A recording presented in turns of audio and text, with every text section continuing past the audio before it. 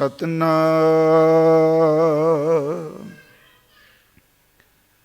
ਧੰਨ ਵਾਹਿਗੁਰੂ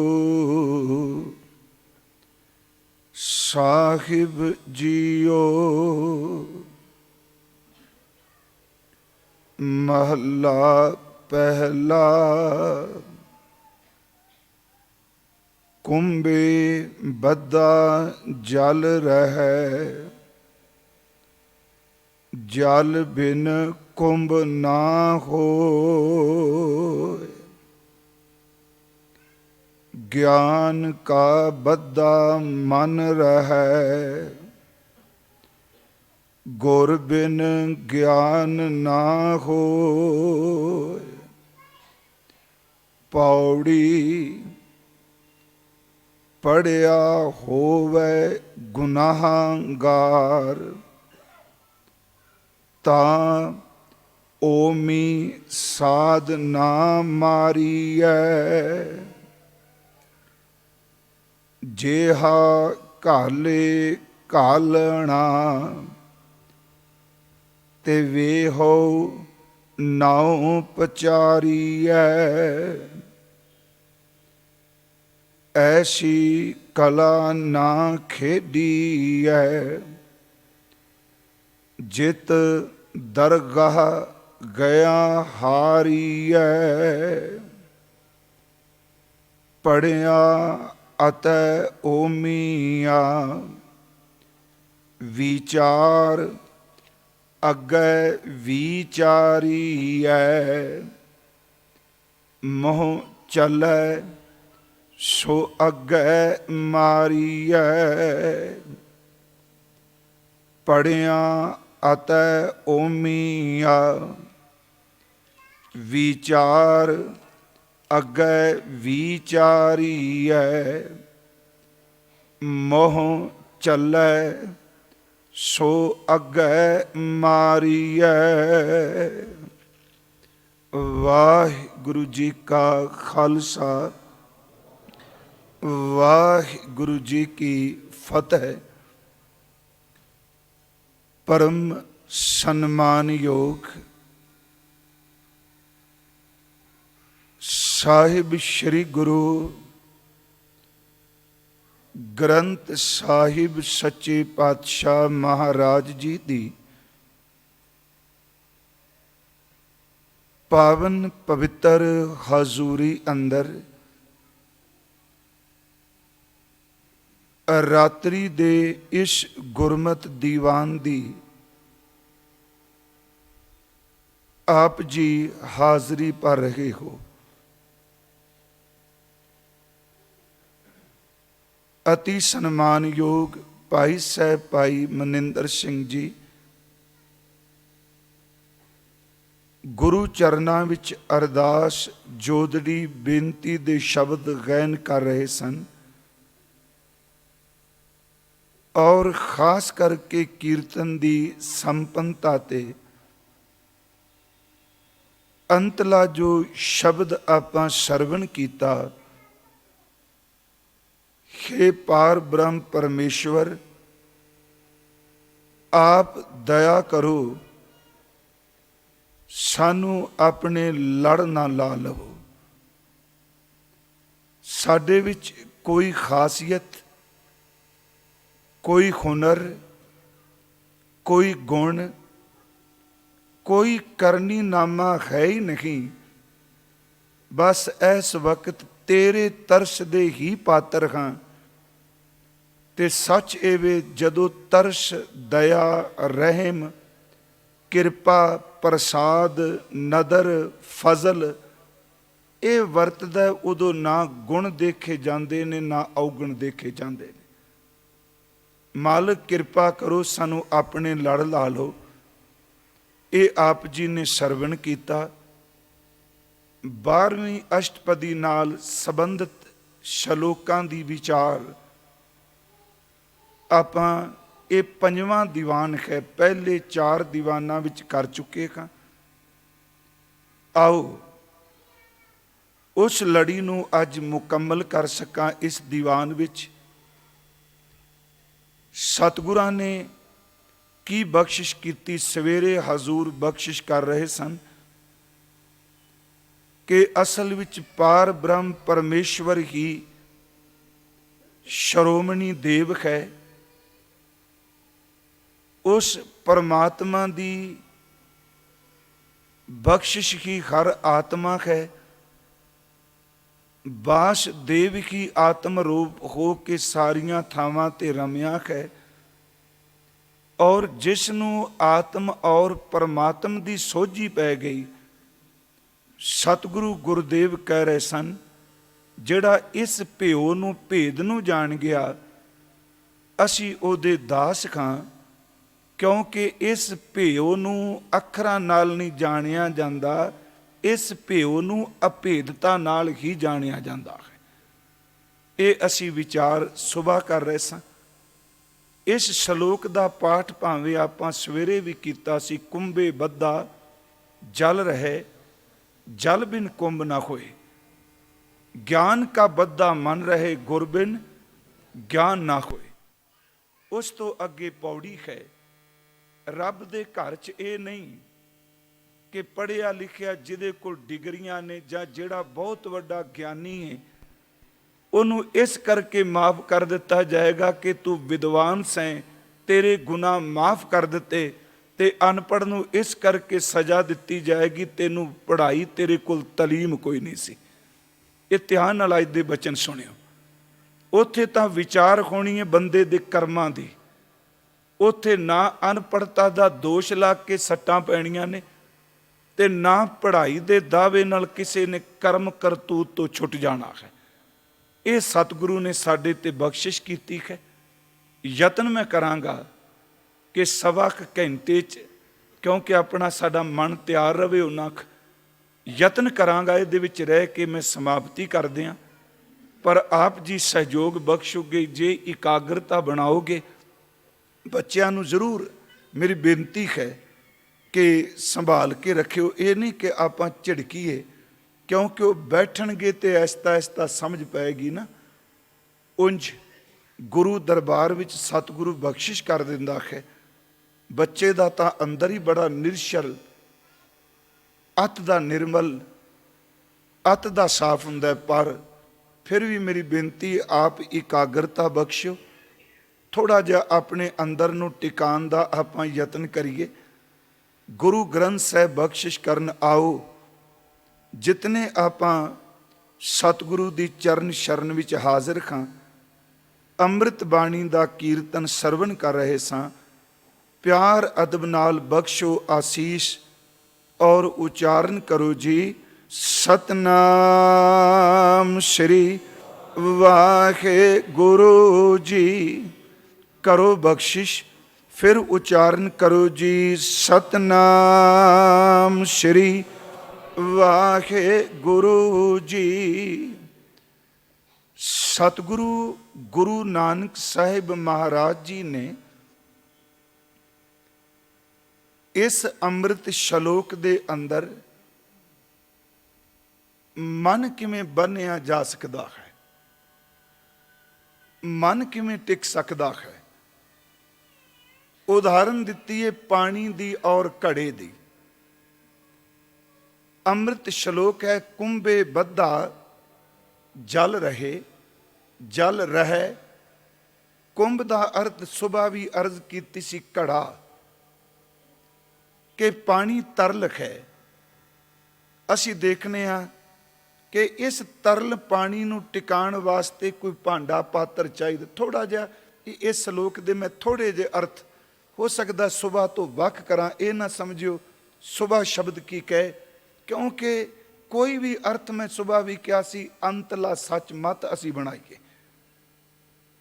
ਪਾਣੀ ਜਿਹੜਾ ਹੈ ਉਹ ਘੜੇ ਤੋਂ ਬਿਨਾਂ ਨਹੀਂ ਟਿਕ ਸਕਦਾ, ਪਾਤਰ ਤੋਂ ਬਿਨਾਂ। ਪਰ ਇੱਥੇ ਲਫ਼ਜ਼ ਸਤਿਗੁਰੂ ਨੇ ਕੁੰਭ ਲਫ਼ਜ਼ ਬਾਣੀ 'ਚ ਆਇਆ, ਪਰ ਕੁੰਭੇ ਬਾਣੀ 'ਚ ਸਿਰਫ ਇੱਕੋ ਵਾਰੀ ਆਇਆ ਜਿਹੜਾ ਇੱਥੇ ਆਇਆ। ਓਮੀ ਤੇ ਓਮੀਆਂ ਲਫ਼ਜ਼ ਇਹ ਵੀ ਸਿਰਫ ਇਸੇ ਪੌੜੀ 'ਚ ਆਇਆ, ਬਾਕੀ ਗੁਰੂ ਗ੍ਰੰਥ ਸਾਹਿਬ ਦੀ ਬਾਣੀ 'ਚ ਕਿਤੇ ਨਹੀਂ ਆਇਆ। ਇੱਥੇ ਹਜ਼ੂਰ ਨੇ ਸ਼ਬਦ ਵਰਤਿਆ, ਕੁੰਭੇ ਬੱਧਾ ਜਲ ਰਹੇ। ਕੁੰਭ ਦਾ ਅਰਥ ਘੜਾ, ਬੱਧਾ ਦਾ ਅਰਥ ਹੈ ਬੱਝਿਆ ਹੋਇਆ, ਟਿਕਿਆ ਸ਼ਬਦ ਵਰਤੀਏ, ਸੌਖਾ। ਕੁੰਭੇ ਬੱਧਾ ਜਲ ਰਹੇ। ਪਾਣੀ ਜਿਹੜਾ ਉਹ ਘੜੇ ਦੇ ਕਰਕੇ, ਕੁੰਭ ਦੇ ਕਰਕੇ ਹੀ ਬੱਝਿਆ ਰਹਿੰਦਾ ਹੈ, ਉਹਦੇ ਵਿੱਚ ਹੀ ਟਿਕਣਾ ਹੈ। ਪਰ ਜਲ ਬਿਨ ਕੁੰਭ ਨਾ ਹੋਏ, ਪਾਣੀ ਤੋਂ ਬਿਨਾ ਘੜਾ ਨਹੀਂ ਬਣ ਸਕਦਾ। ਤੇ ਸੁਬਹ ਅਰਜ਼ ਕੀਤੀ ਸੀ ਕਿ ਕਮਾਲ ਕਰ ਦਿੱਤੀ ਗੁਰੂ ਨਾਨਕ ਸਾਹਿਬ ਜੀ ਨੇ। ਅੱਜ ਮੈਂ ਬੜਾ ਯਤਨ ਕੀਤਾ ਇਸ ਸ਼ਬਦ ਨੂੰ ਲੱਭਣ ਲਈ, ਘੋਖਣ ਲਈ, ਕਿ ਗੁਰ ਬਿਨ ਗਿਆਨ ਨਾ ਹੋਏ। ਇਹ ਅੱਗੇ ਬੇਨਤੀ ਕਰਨਾ। ਪਾਣੀ ਘੜੇ ਵਿੱਚ ਵੱਜਦਾ ਹੈ, ਪਰ ਪਾਣੀ ਤੋਂ ਬਿਨਾ ਘੜਾ ਨਹੀਂ ਬਣ ਸਕਦਾ। ਮੈਂ ਸੁਬਹ ਅਰਜ਼ ਕੀਤੀ ਸੀ, ਸੁੱਕੀ ਮਿੱਟੀ, ਉਹਨੂੰ ਗੋਇਆ ਨਹੀਂ ਜਾ ਸਕਦਾ। ਗੋਣਾ ਲਫ਼ਜ਼ ਵੀ ਬੜਾ ਪਿਆਰਾ ਹੈ ਮੇਰਾ ਖਿਆਲ। ਅੱਜ ਕੱਲ੍ਹ ਪੰਜਾਬੀ ਤਾਂ ਐਸਤਾ ਐਸਤਾ ਆਪਣਾ ਕੋਸ਼ ਕੋਈ ਨਹੀਂ ਰਹਿ ਗਿਆ। ਸਾਡੇ ਘਰਾਂ 'ਚ ਹਿੰਦੀ, ਅੰਗਰੇਜ਼ੀ, ਅਸੀਂ ਇਹਨੂੰ ਆਮ ਤੌਰ 'ਤੇ ਇੱਕ ਗਵਾਰੂ ਜੀ ਬੋਲੀ ਕਹਿ ਕੇ ਛੱਡੀ ਜਾ ਰਹੇ ਹਾਂ। ਮੈਂ ਕਈ ਵਾਰੀ ਸੋਚਣਾ, ਜੇ ਸਾਡੀ ਵੋਕੈਬਲਰੀ ਖਤਮ ਹੁੰਦੀ ਪਈ ਏ ਤੇ 2 ਪੀੜ੍ਹੀਆਂ ਬਾਅਦ ਸਾਡੇ ਨਿਆਣਿਆਂ ਦੇ ਪੱਲੇ ਕਿੰਨੇ ਕੁ ਸ਼ਬਦ ਰਹਿ ਜਾਣਗੇ। ਹਜ਼ੂਰ ਸੱਚੇ ਪਾਤਸ਼ਾਹ ਜੀ ਨੇ ਕਿਹਾ ਕਿ ਸੁੱਕੀ ਮਿੱਟੀ ਪਾਣੀ ਤੋਂ ਬਿਨਾ ਗੋਈ ਨਹੀਂ ਜਾਂਦੀ। ਗੋਏ ਦਾ ਅਰਥ ਵੈਸੇ ਧਰਤੀ ਵੀ ਆਇਆ ਹੈ ਬਾਣੀ 'ਚ। ਮਾਤਾ ਕੀ ਵੀ ਸੌ ਸੋਏ ਜਿਨ ਗੋਏ ਉਠਾਲੀ। ਗੋਣਾ ਪਾਣੀ ਪਾ ਕੇ, ਜਿਵੇਂ ਆਪਾਂ ਆਟਾ ਗੁੰਨਣੇ ਆ, ਇਹਦੇ ਤੋਂ ਸ਼ਬਦ ਗੋਏ ਬਣਿਆ ਹੈ ਕਿ ਪਾਣੀ ਤੋਂ ਬਿਨਾ ਸੁੱਕੀ ਮਿੱਟੀ ਕਦੀ ਗੋਈ ਨਹੀਂ ਜਾ ਸਕੇਗੀ।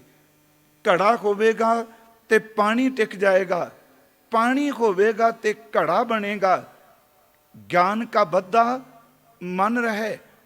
ਜਿਵੇਂ ਘੜੇ ਕਰਕੇ ਮਨ ਬੱਧਾ ਰਹਿੰਦਾ, ਧਿਆਨ ਨਾਲ ਸੁਣਿਓ, ਇਸੇ ਤਰ੍ਹਾਂ ਗਿਆਨ ਨਾਲ ਜਿਹੜਾ ਚੰਚਲ ਮਨ ਬੰਨਿਆ ਰਹਿੰਦਾ, ਤੇ ਨਾਲ ਸ਼ਬਦ ਆਇਆ ਗੁਰ ਬਿਨ ਗਿਆਨ ਨਾ ਹੋਏ। ਆਮ ਤੌਰ 'ਤੇ ਜਿਤਨੇ ਸਾਡੇ ਟੀਕਾਕਾਰ ਵੀਰ ਨੇ, ਮੈਂ ਇੱਥੇ ਤਾਂ ਇਹ ਨਾ ਸਮਝੋ ਮੈਂ 2 ਅਰਥ ਕਰ ਲੱਗਾ। ਸਭ ਨੇ ਗੁਰ ਲਫ਼ਜ਼ ਦੇ ਅਰਥ ਕੀਤੇ ਨੇ ਕਿ ਗੁਰੂ। ਗਿਆਨ ਕਾ ਬੱਧਾ ਮਨ ਰਹੇ, ਗੁਰ ਬਿਨ ਗਿਆਨ ਨਾ ਹੋਏ, ਕਿ ਗਿਆਨ ਨਾਲ ਹੀ ਮਨ ਕਾਬੂ ਆਵੇਗਾ, ਪਰ ਗੁਰੂ ਤੋਂ ਬਿਨਾ ਗਿਆਨ ਕੋਈ ਨਹੀਂ। ਪ੍ਰਿੰਸੀਪਲ ਤੇਜਾ ਸਿੰਘ ਉਹਨਾਂ ਨੇ ਆਸਾ ਕੀ ਵਾਰ ਦੇ ਅਰਥ ਕੀਤੇ। ਕਿਤਾਬ ਬਹੁਤ ਘੱਟ ਮਿਲਦੀ। ਭਾਈ ਸਾਹਿਬ ਭਾਈ ਕਾਹਨ ਸਿੰਘ ਨਾਭਾ ਜੀ ਦਾ ਮਹਾਨ ਕੁਸ਼ ਗੁਰ ਲਫ਼ਜ਼ ਦਾ ਇੰਦਰਾਜ਼ ਪੜਿਓ ਕਿਤੇ। ਤੀਸਰੀ ਬੇਨਤੀ ਕਰਾਂ, ਮੇਰੇ ਸਾਹਮਣੇ ਪੋਥੀ ਤੁਸੀਂ ਰੱਖੀ ਸ਼ਬਦਾਰਥ, ਇਹਦੇ ਵਿੱਚ ਵੀ ਇਹਨਾਂ ਨੇ ਥੋੜਾ ਜਿਹਾ ਇੱਕ ਥਾਂ ਕਹਿ ਦਿੱਤਾ। ਗੁਰ ਲਫ਼ਜ਼ ਭਾਈ ਸਾਹਿਬ ਨੇ ਗੁਰੂ ਵੀ ਕੀਤਾ, ਹੁਨਰ ਵੀ ਕੀਤਾ। ਉਹਨਾਂ ਨੇ ਖਾਸ ਕਰਕੇ ਤੁਕ ਦਰਜ ਕੀਤੀ ਮਹਾਨ ਕੋਸ਼ ਵਿੱਚ ਕਿ ਕੁੰਭੇ ਬੱਧਾ ਜਲ ਰਹੇ, ਜਲ ਬਿਨ ਕੁੰਭ ਨਾ ਹੋਏ। ਗਿਆਨ ਕਾ ਬੱਧਾ ਮਨ ਰਹੇ, ਗੁਰ ਬਿਨ ਗਿਆਨ ਨਾ ਹੋਏ।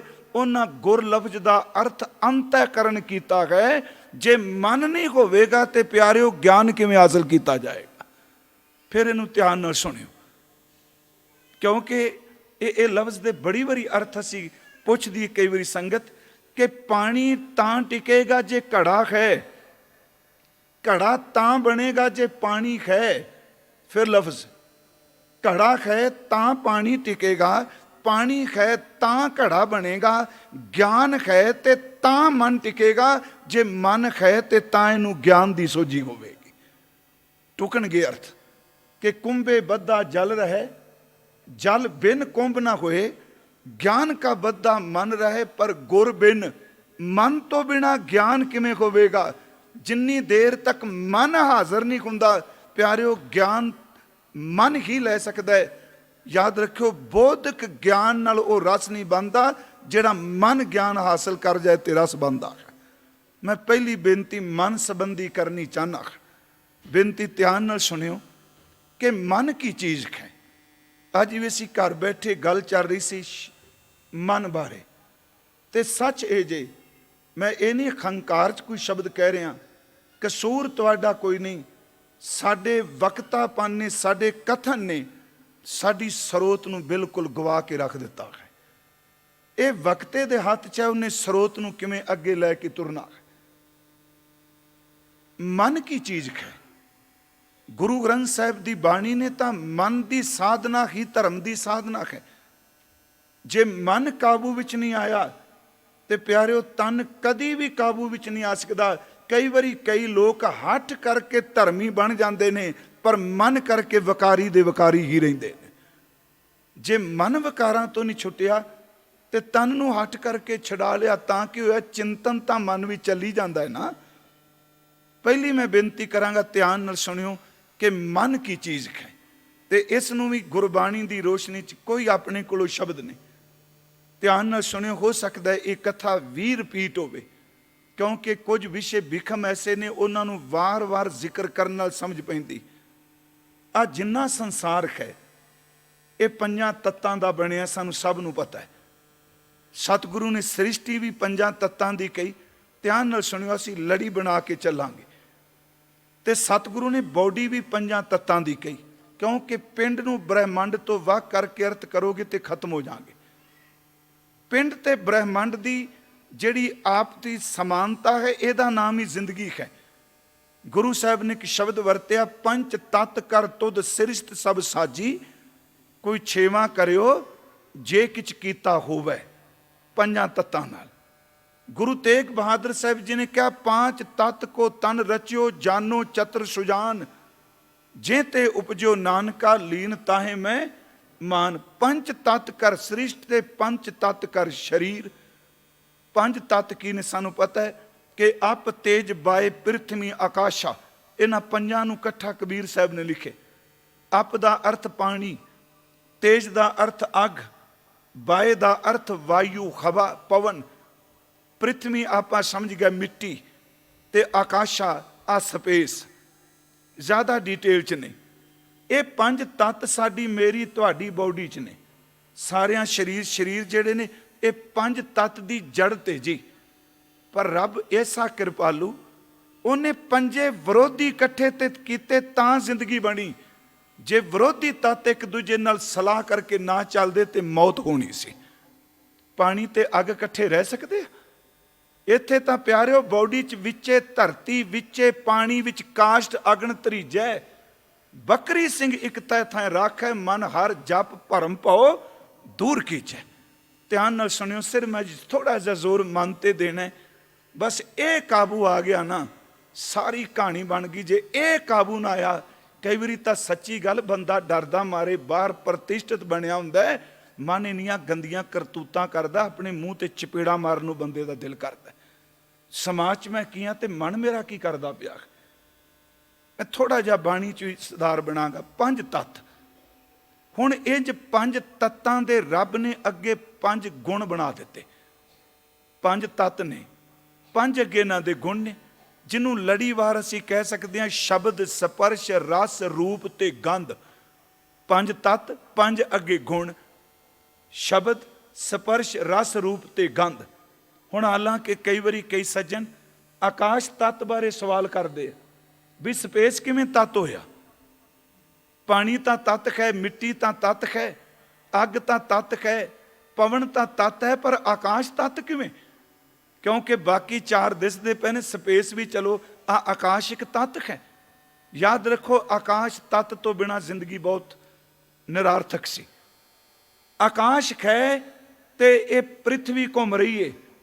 ਜੇ ਅਸੀਂ ਜਿੰਨੇ ਆ ਬੈਠੇ, ਅਸੀਂ ਸਪੇਸ ਵਿੱਚ ਹਾਂ।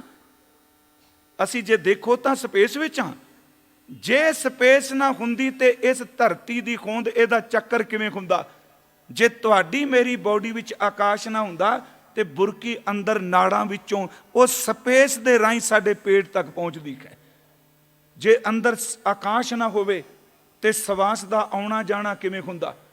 ਜੇ ਅੰਦਰ ਆਕਾਸ਼ ਤੱਤ ਨਾ ਹੁੰਦਾ ਤੇ ਖੂਨ ਇਹ ਕਿਵੇਂ ਪੂਰੀ ਬੋਡੀ ਦੇ ਵਿੱਚ ਚੱਕਰ ਲਾਂਦਾ? ਸੱਚ ਇਹ ਵੇ ਕਿ ਜਦੋਂ ਬੰਦਾ ਬਿਮਾਰ ਹੋਵੇ, ਅੰਤਲੇ ਸਮੇਂ ਤੇ ਆਏ, ਉਹਦੇ ਮੂੰਹ 'ਚ ਚਿਮਚੇ ਭਰ ਕੇ ਪਾਣੀ ਦੇ ਪਾਈਏ, ਆਪਾਂ ਕਹਿੰਦੇ ਥੋੜਾ ਥੋੜਾ ਪਾਣੀ ਅੰਦਰ ਜਾਂਦਾ ਹੈ। ਜਦੋਂ ਮੌਤ ਹੁੰਦੀ ਏ, ਪਾਣੀ ਪਾਓ ਤੇ ਪਾਣੀ ਪਿਛਾਂ ਜਾਂਦਾ ਹੈ, ਕਿਉਂਕਿ ਆਕਾਸ਼ ਤੱਤ ਖਤਮ ਹੋ ਚੁੱਕਾ ਹੈ। ਆਕਾਸ਼ ਤੱਤ ਹੈ। ਹੁਣ ਇਹਨਾਂ 5 ਤੱਤਾਂ ਦੇ ਅੱਗੇ ਨੇ 5 ਗੁਣ, ਸ਼ਬਦ, ਸਪਰਸ਼, ਰਸ, ਰੂਪ ਤੇ ਗੰਧ। ਇਹਦੇ ਵਿੱਚੋਂ ਜਿਹੜਾ ਸ਼ਬਦ ਹੈ ਪਹਿਲਾ, ਇਹ ਅਸਲ 'ਚ ਗੁਣ ਹੈ ਆਕਾਸ਼ ਦਾ, ਇਹ ਮਿੱਟੀ ਦਾ ਗੁਣ ਨਹੀਂ।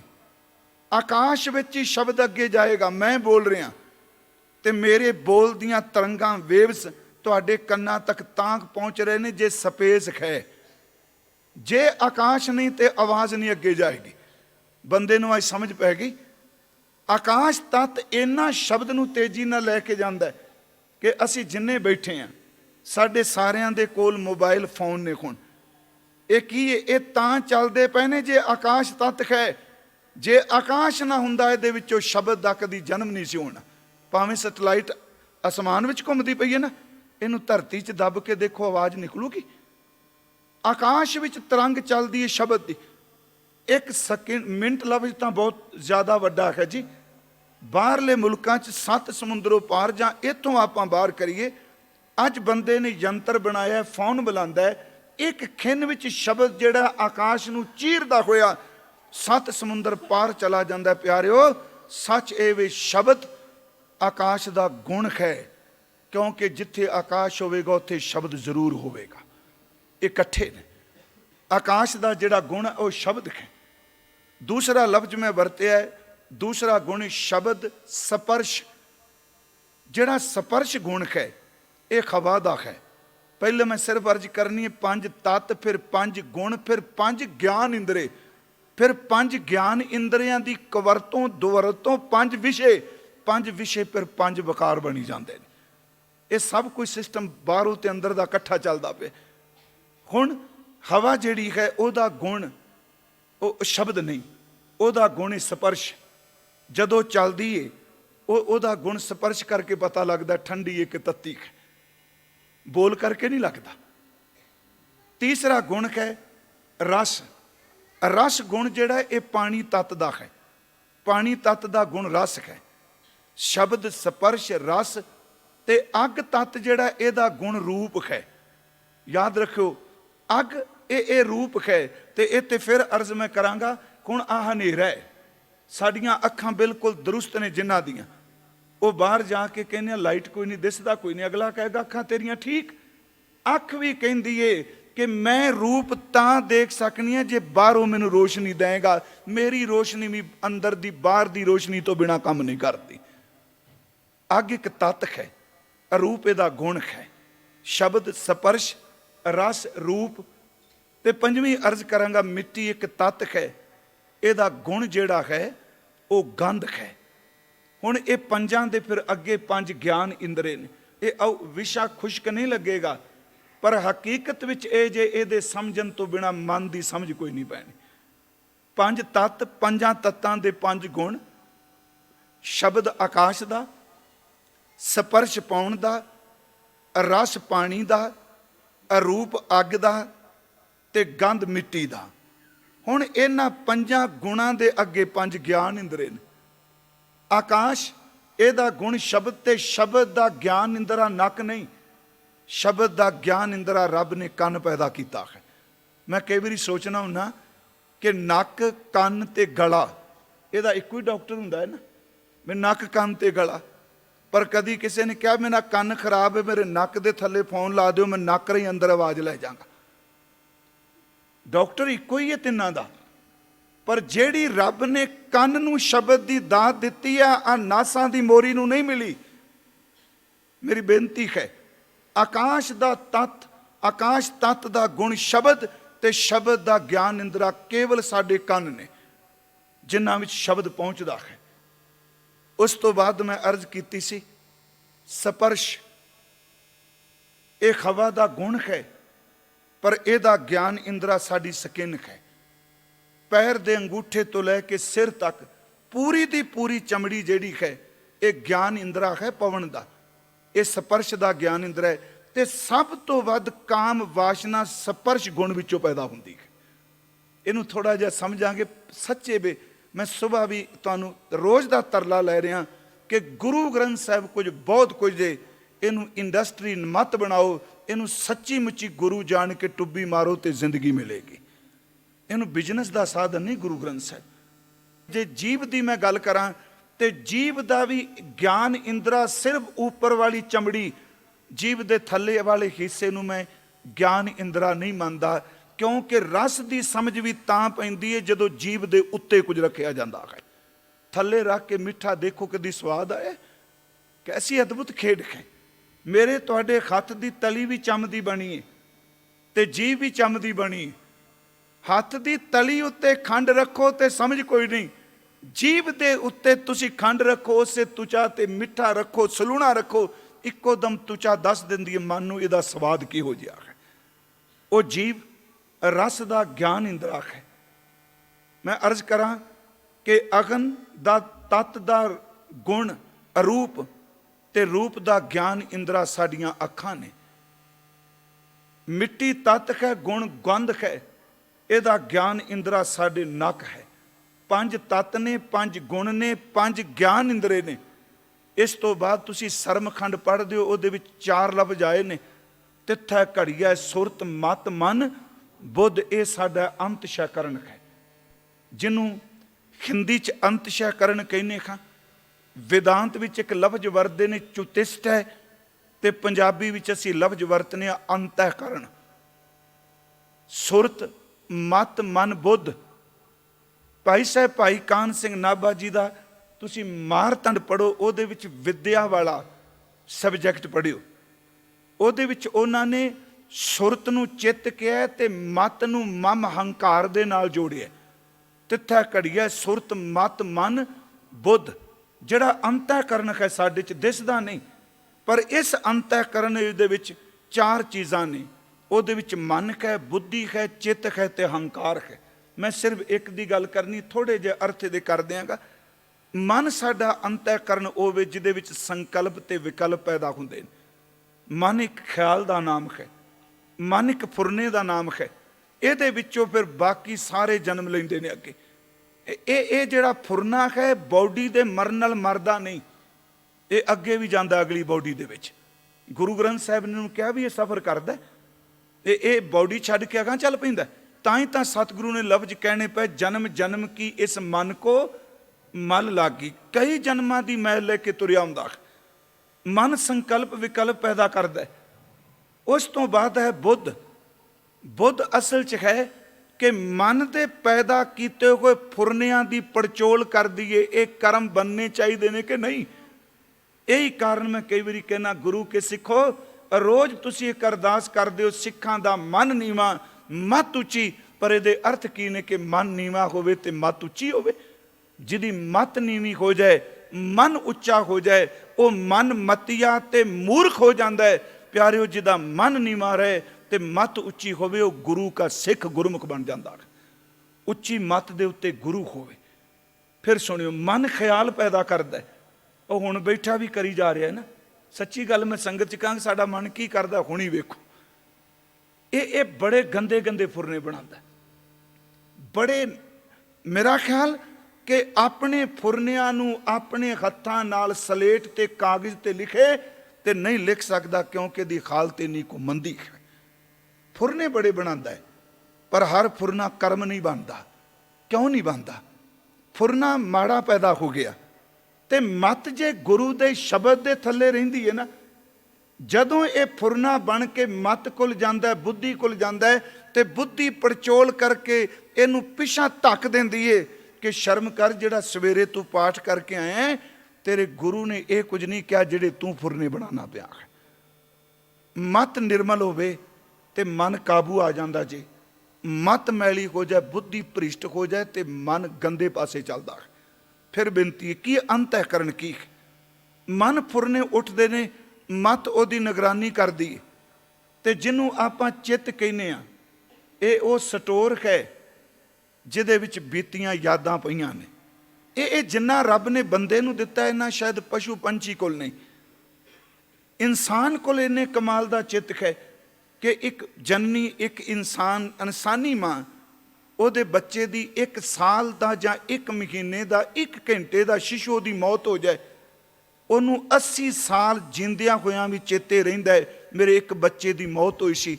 ਪਰ ਪਸ਼ੂ ਦੇ ਬੱਚੇ ਨੂੰ 2 ਸਾਲ ਵੱਖ ਕਰ ਲਓ, ਪਸ਼ੂ ਨੂੰ ਭੁੱਲ ਜਾਂਦਾ ਹੈ ਜਿਹੜਾ ਦੁਬਾਰਾ ਆਇਆ ਮੇਰਾ ਬੱਚਾ ਹੈ। ਉਹਦੇ ਕੋਲ ਚੇਤਾ ਨਹੀਂ। ਇਸੇ ਚਿੱਤ ਵਿੱਚ ਐਡੀ ਵੱਡੀ ਕਰਾਮਾਤ ਜੇ।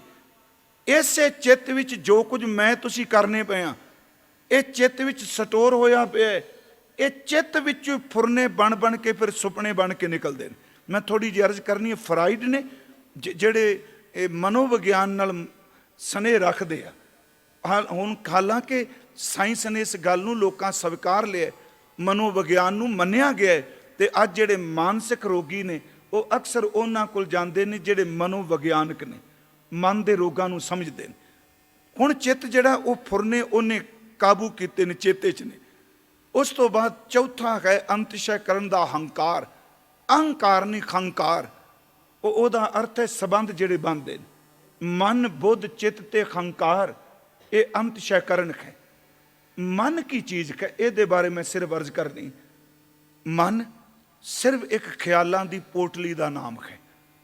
ਇਹ ਸਿਰਜੇ ਜਾਂਦੇ ਨੇ ਸੰਗਤ ਵਿੱਚੋਂ, ਇਹ ਬਦਲ ਜਾਂਦੇ ਨੇ ਸੰਗਤ ਵਿੱਚੋਂ। ਤੇ ਸੱਚ ਇਹ ਜੇ ਗੁਰੂ ਗ੍ਰੰਥ ਸਾਹਿਬ ਦੀ ਬਾਣੀ ਵੀ ਧੁਰ ਕਾ ਖਿਆਲ ਹੈ।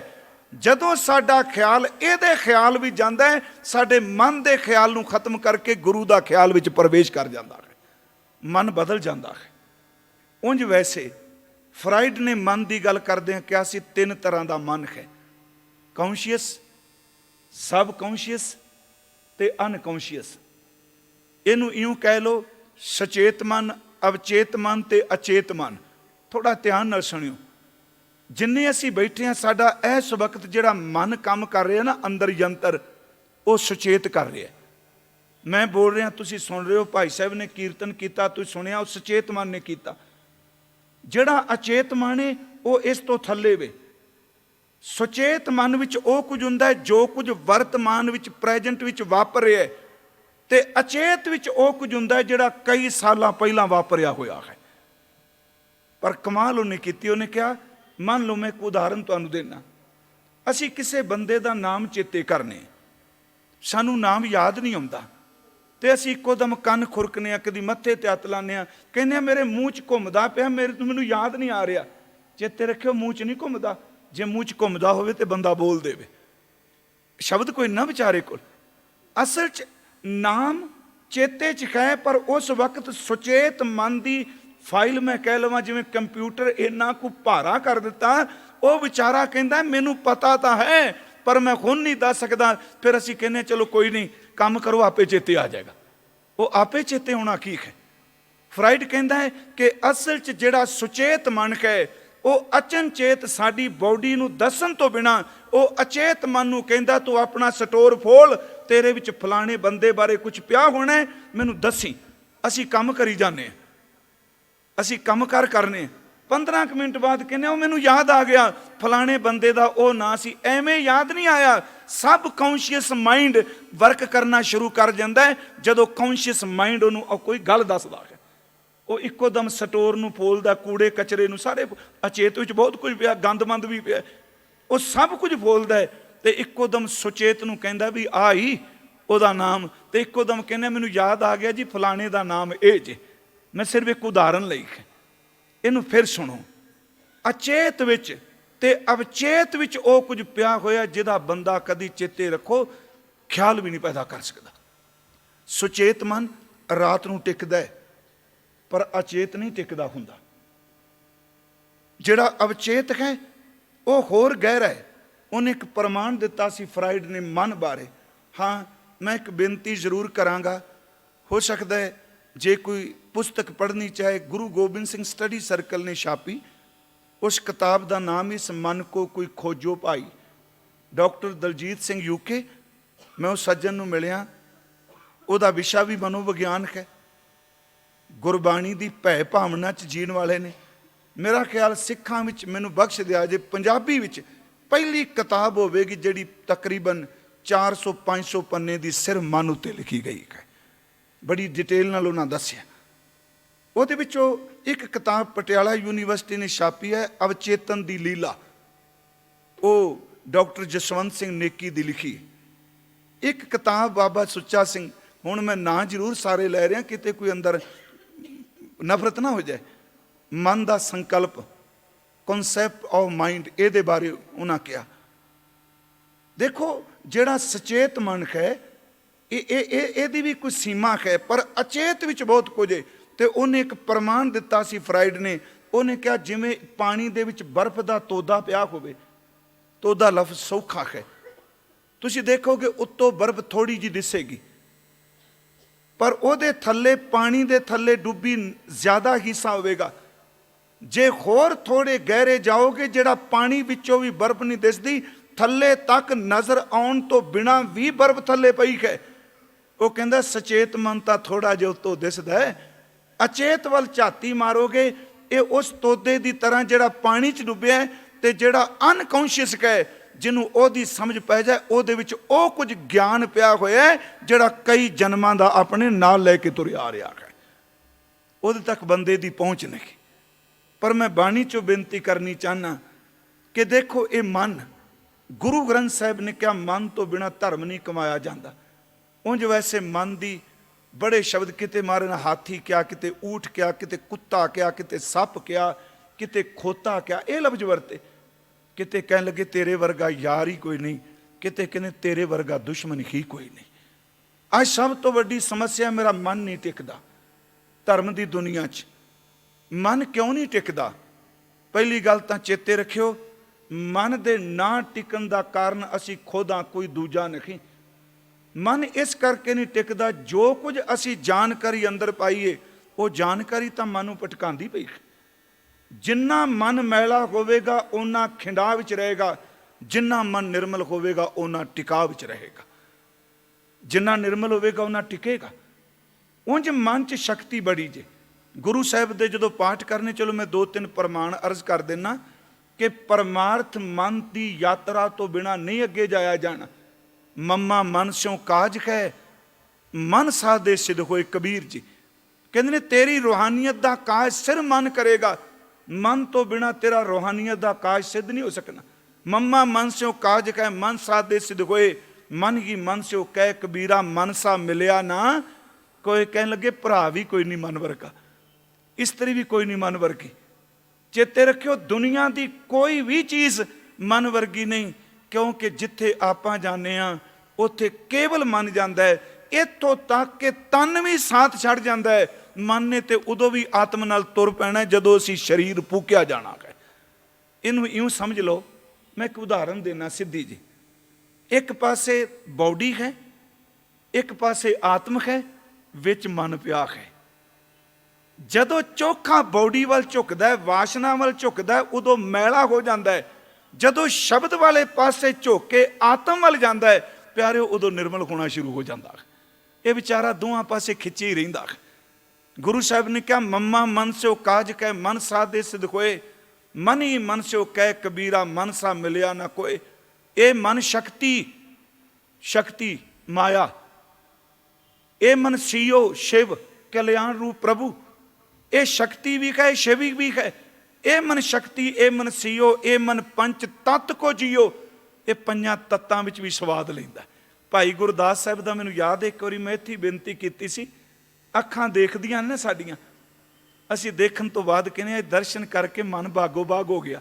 ਅਗਲਾ ਪੁੱਛੇ ਵੀ ਦੇਖਿਆ ਅੱਖਾਂ ਨੇ, ਮਨ ਵਿੱਚ ਕਿੱਥੋਂ ਵੜ ਗਿਆ? ਬੜਾ ਚਲਾਕ ਜੇ, ਪੂਰੇ ਇੰਦਰੀਆਂ ਤੇ ਕਾਬੂ ਕਰੀ ਬੈਠੇ। ਛਕ ਦੇ ਪ੍ਰਸ਼ਾਦਾ ਵਾਂ, ਕਹਿੰਦੇ ਅੱਜ ਪ੍ਰਸ਼ਾਦਾ ਛਕ ਕੇ ਨਾ ਮਨ ਨੂੰ ਆਨੰਦ ਆ ਗਿਆ। ਸੁਣਿਆ ਕੀਰਤਨ ਤੇ ਕਹਿੰਦੇ ਅੱਜ ਕੀਰਤਨ ਸੁਣ ਕੇ ਮਨ ਵਿਸਮਾਤ ਚਲਾ ਗਿਆ। ਚੇਤੇ ਰੱਖਿਓ, ਕੰਨ ਵਿੱਚ ਮਨ ਸੁਣਦਾ ਹੈ, ਅੱਖ ਵਿੱਚ ਮਨ ਦੇਖਦਾ ਹੈ, ਜੀਭ ਵਿੱਚ ਮਨ ਸਵਾਦ ਲੈਂਦਾ ਹੈ, ਕਾਇਆ ਦੀ ਸਕਿਨ ਵਿੱਚ ਮਨ ਸਪਰਸ਼ ਦਾ ਸਵਾਦ ਲੈਂਦਾ ਹੈ। ਇੱਕ ਮਨ ਸਾਰੀਆਂ ਇੰਦਰੀਆਂ ਤੇ ਕਾਬੂ ਪਾਈ ਬੈਠਾ ਹੈ। ਸਾਰੀਆਂ ਸੇਵਾ ਕਰਦੀਆਂ ਪਈਆਂ ਨੇ ਵਿਚਾਰੇ ਦੀਆਂ। ਅੱਖਾਂ ਵੀ ਇਹਦੀ ਖਾਤਰ, ਕੰਨ ਵੀ ਇਹਦੀ ਖਾਤਰ, ਕਿਉਂਕਿ ਬਦਮਾਸ਼ ਬਣਿਆ ਬੈਠਾ ਹੈ ਨਾ।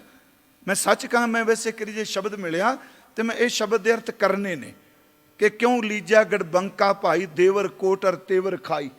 5-25 ਮੋਹ ਮਦ ਮਦਸਰ ਆਡੀ ਪਰਮਲ ਮਾਇਆ, ਜਨ ਗਰੀਬ ਕੋ ਜੋਰ ਨਾ ਪਹੁੰਚੈ, ਕਹਾਂ ਕਰੂੰ ਰਗਰਾਇਆ।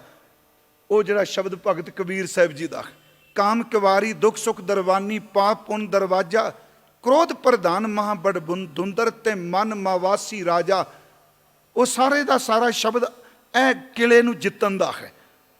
ਫਿਰ ਮੇਰੀ ਬੇਨਤੀ ਧਿਆਨ ਨਾਲ ਸੁਣਿਓ। ਲਫ਼ਜ਼ ਕਹੇ ਇਹ ਮਨ। ਹੁਣ ਦੇਖੋ, ਆਪਾਂ ਗੁਰੂ ਕੀਰਤਨ ਸੁਣਿਆ ਨਾ, ਇਹ ਮਨ ਧਰਤੀ ਦੀ ਤਰ੍ਹਾਂ ਸੌਖਾ ਹੋਰ ਸਮਝੀਏ। ਕਦੀ ਕਦੀ ਬੜਾ ਚੰਗਾ ਬਾਣੀ ਦਾ ਰਸ ਲੈਂਦਾ ਹੈ। ਸੱਚੀ ਮੁੱਚੀ ਜਿਨ੍ਹਾਂ ਨੂੰ ਲੜਿਆ ਹੁੰਦਾ ਉਹਨਾਂ ਨੂੰ ਵੀ ਕਹਿੰਦਾ ਕੋਈ ਗੱਲ ਨਹੀਂ, ਦੁਨੀਆ ਨਾਸ਼ਵੰਤ ਹੈ ਜੀ, ਆਪਾਂ ਸਭ ਨੇ ਮਰ ਜਾਣਾ, ਆਪਾਂ ਕਿਉਂ ਲੜੇ ਬੈਠੇ। ਇਸ ਤਰ੍ਹਾਂ ਹੀ ਕਰਦਾ। ਤੇ ਕਈ ਵਾਰੀ ਜੇ ਕਿਸੇ ਦੀ ਗੱਲ ਚੇਤੇ ਆ ਜਾਏ ਨਾ, ਅੰਦਰੇ ਅੰਦਰ ਕਹਿੰਦਾ ਜਿੱਦਣ ਟੱਕਰ ਗਿਆ ਮੈਂ ਇਹਦੀ ਲਾਹ ਪਰ ਕਾ ਕੇ ਇਹਦੇ ਹੱਥ 'ਚ ਪਕੜਾ ਦੇਣੀ। ਜੇ ਪੁੱਛੇ ਵੀ ਕਮਲਿਆ ਤੈਨੂੰ ਹੋ ਕੀ ਗਿਆ ਮਨਾ, ਮੈਨੂੰ ਫਿਰ ਭਾਈ ਵੀਰ ਸਿੰਘ ਦੀ ਗੱਲ ਯਾਦ ਆਉਂਦੀ। ਉਹ ਕਹਿੰਦੇ ਨੇ ਇਹ ਧਰਤੀ ਘੁੰਮਦੀ ਹੈ, ਇਸ ਵਕਤ ਇੱਥੇ ਰਾਤ ਹੈ, ਪਰ ਅਮਰੀਕਾ ਕੈਨੇਡਾ ਵਿੱਚ ਤਾਂ ਦਿਨ ਚੜ੍ਹਿਆ ਹੋਇਆ। ਉੱਥੇ ਚੰਨ ਨੇ, ਇੱਥੇ ਰਾਤ ਹੈ। ਜਿਹੜਾ ਧਰਤੀ ਦਾ ਪਾਸਾ ਸੂਰਜ ਉੱਤੇ ਆ ਗਿਆ ਉਹ ਪ੍ਰਕਾਸ਼ਮਈ ਹੈ, ਜਿਹੜਾ ਅੱਗੇ ਆ ਗਿਆ, ਜਿਹੜਾ ਦੂਰ ਚਲਾ ਗਿਆ ਉਹ ਹਨੇਰਾ ਹੈ। ਜਿਸ ਵਕਤ ਮਨ ਗੁਰੂ ਦੇ ਸ਼ਬਦ ਦੀ ਰੋਸ਼ਨੀ ਚ ਆ ਜਾਏ ਉਸ ਵਕਤ ਪ੍ਰਕਾਸ਼ਮਈ ਹੈ। ਇਹੀ ਮਨ ਗੁਰਦੁਆਰੇ ਤੋਂ ਬਾਹਰ ਨਿਕਲ ਕੇ ਵਾਸ਼ਨਾ ਵਾਲੀ ਥਾਂ ਤੇ ਚਲੇ ਜਾਏ ਤੇ ਇੱਕੋਦਮ ਅੰਧਕਾਰਮਈ ਹੋ ਜਾਂਦਾ ਹੈ। ਇਹ ਪ੍ਰਕਾਸ਼, ਇਹ ਸ਼ਕਤੀ ਵੀ ਹੈ ਤੇ ਸ਼ਿਵ ਵੀ। ਇਹ ਮਨ ਸ਼ਕਤੀ, ਇਹ ਮਨ ਸੀਓ, ਇਹ ਮਨ ਪੰਚ ਤਤ ਕੋ ਜੀਓ, ਇਹ ਮਨ ਲੈ ਜੋ ਉਨ मन रहे। ਤੇ ਬਾਬਾ ਜੀ ਕਹਿੰਦੇ ਬੰਦਾ ਉਹੀ तो तीन लोक की बातें कहे। ਇਸੇ ਨੂੰ ਗੁਰਬਾਣੀ ਨੇ ਕਿਹਾ ਮਨ ਜੋਗੀ ਮਨ ਭੋਗੀਆ ਮਨ ਮੂਰਖ ਗਵਾਰ। जोगी भी है, भोगी भी है। बाबा जी कहते ने करतार का स्वरूप भी है। मन जोगी मन भोगिया मन मूर्ख गवार मन दाता मन मंगता मन सिर गुर करतार।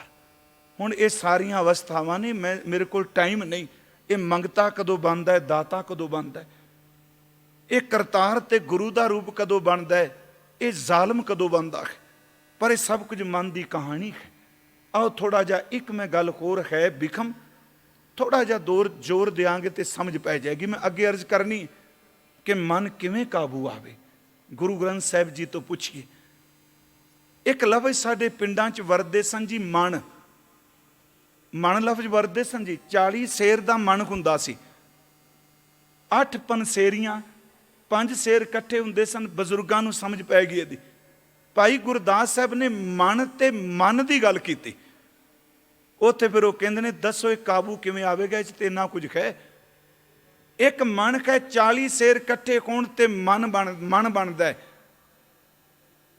8 पनसेरियां, 8 पंजा 40, 8 पनसेरियां इकट्ठियां होण, 5 शेर इकट्ठे होण, 8 ते तां मन बनता है। 100 ते 60 पाइए होण ते तां मन बनता है।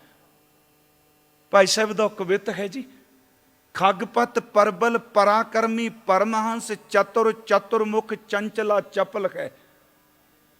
खगपत परबल पराक्रमी परमहंस चतुर चतुर्मुख चंचला चपल है।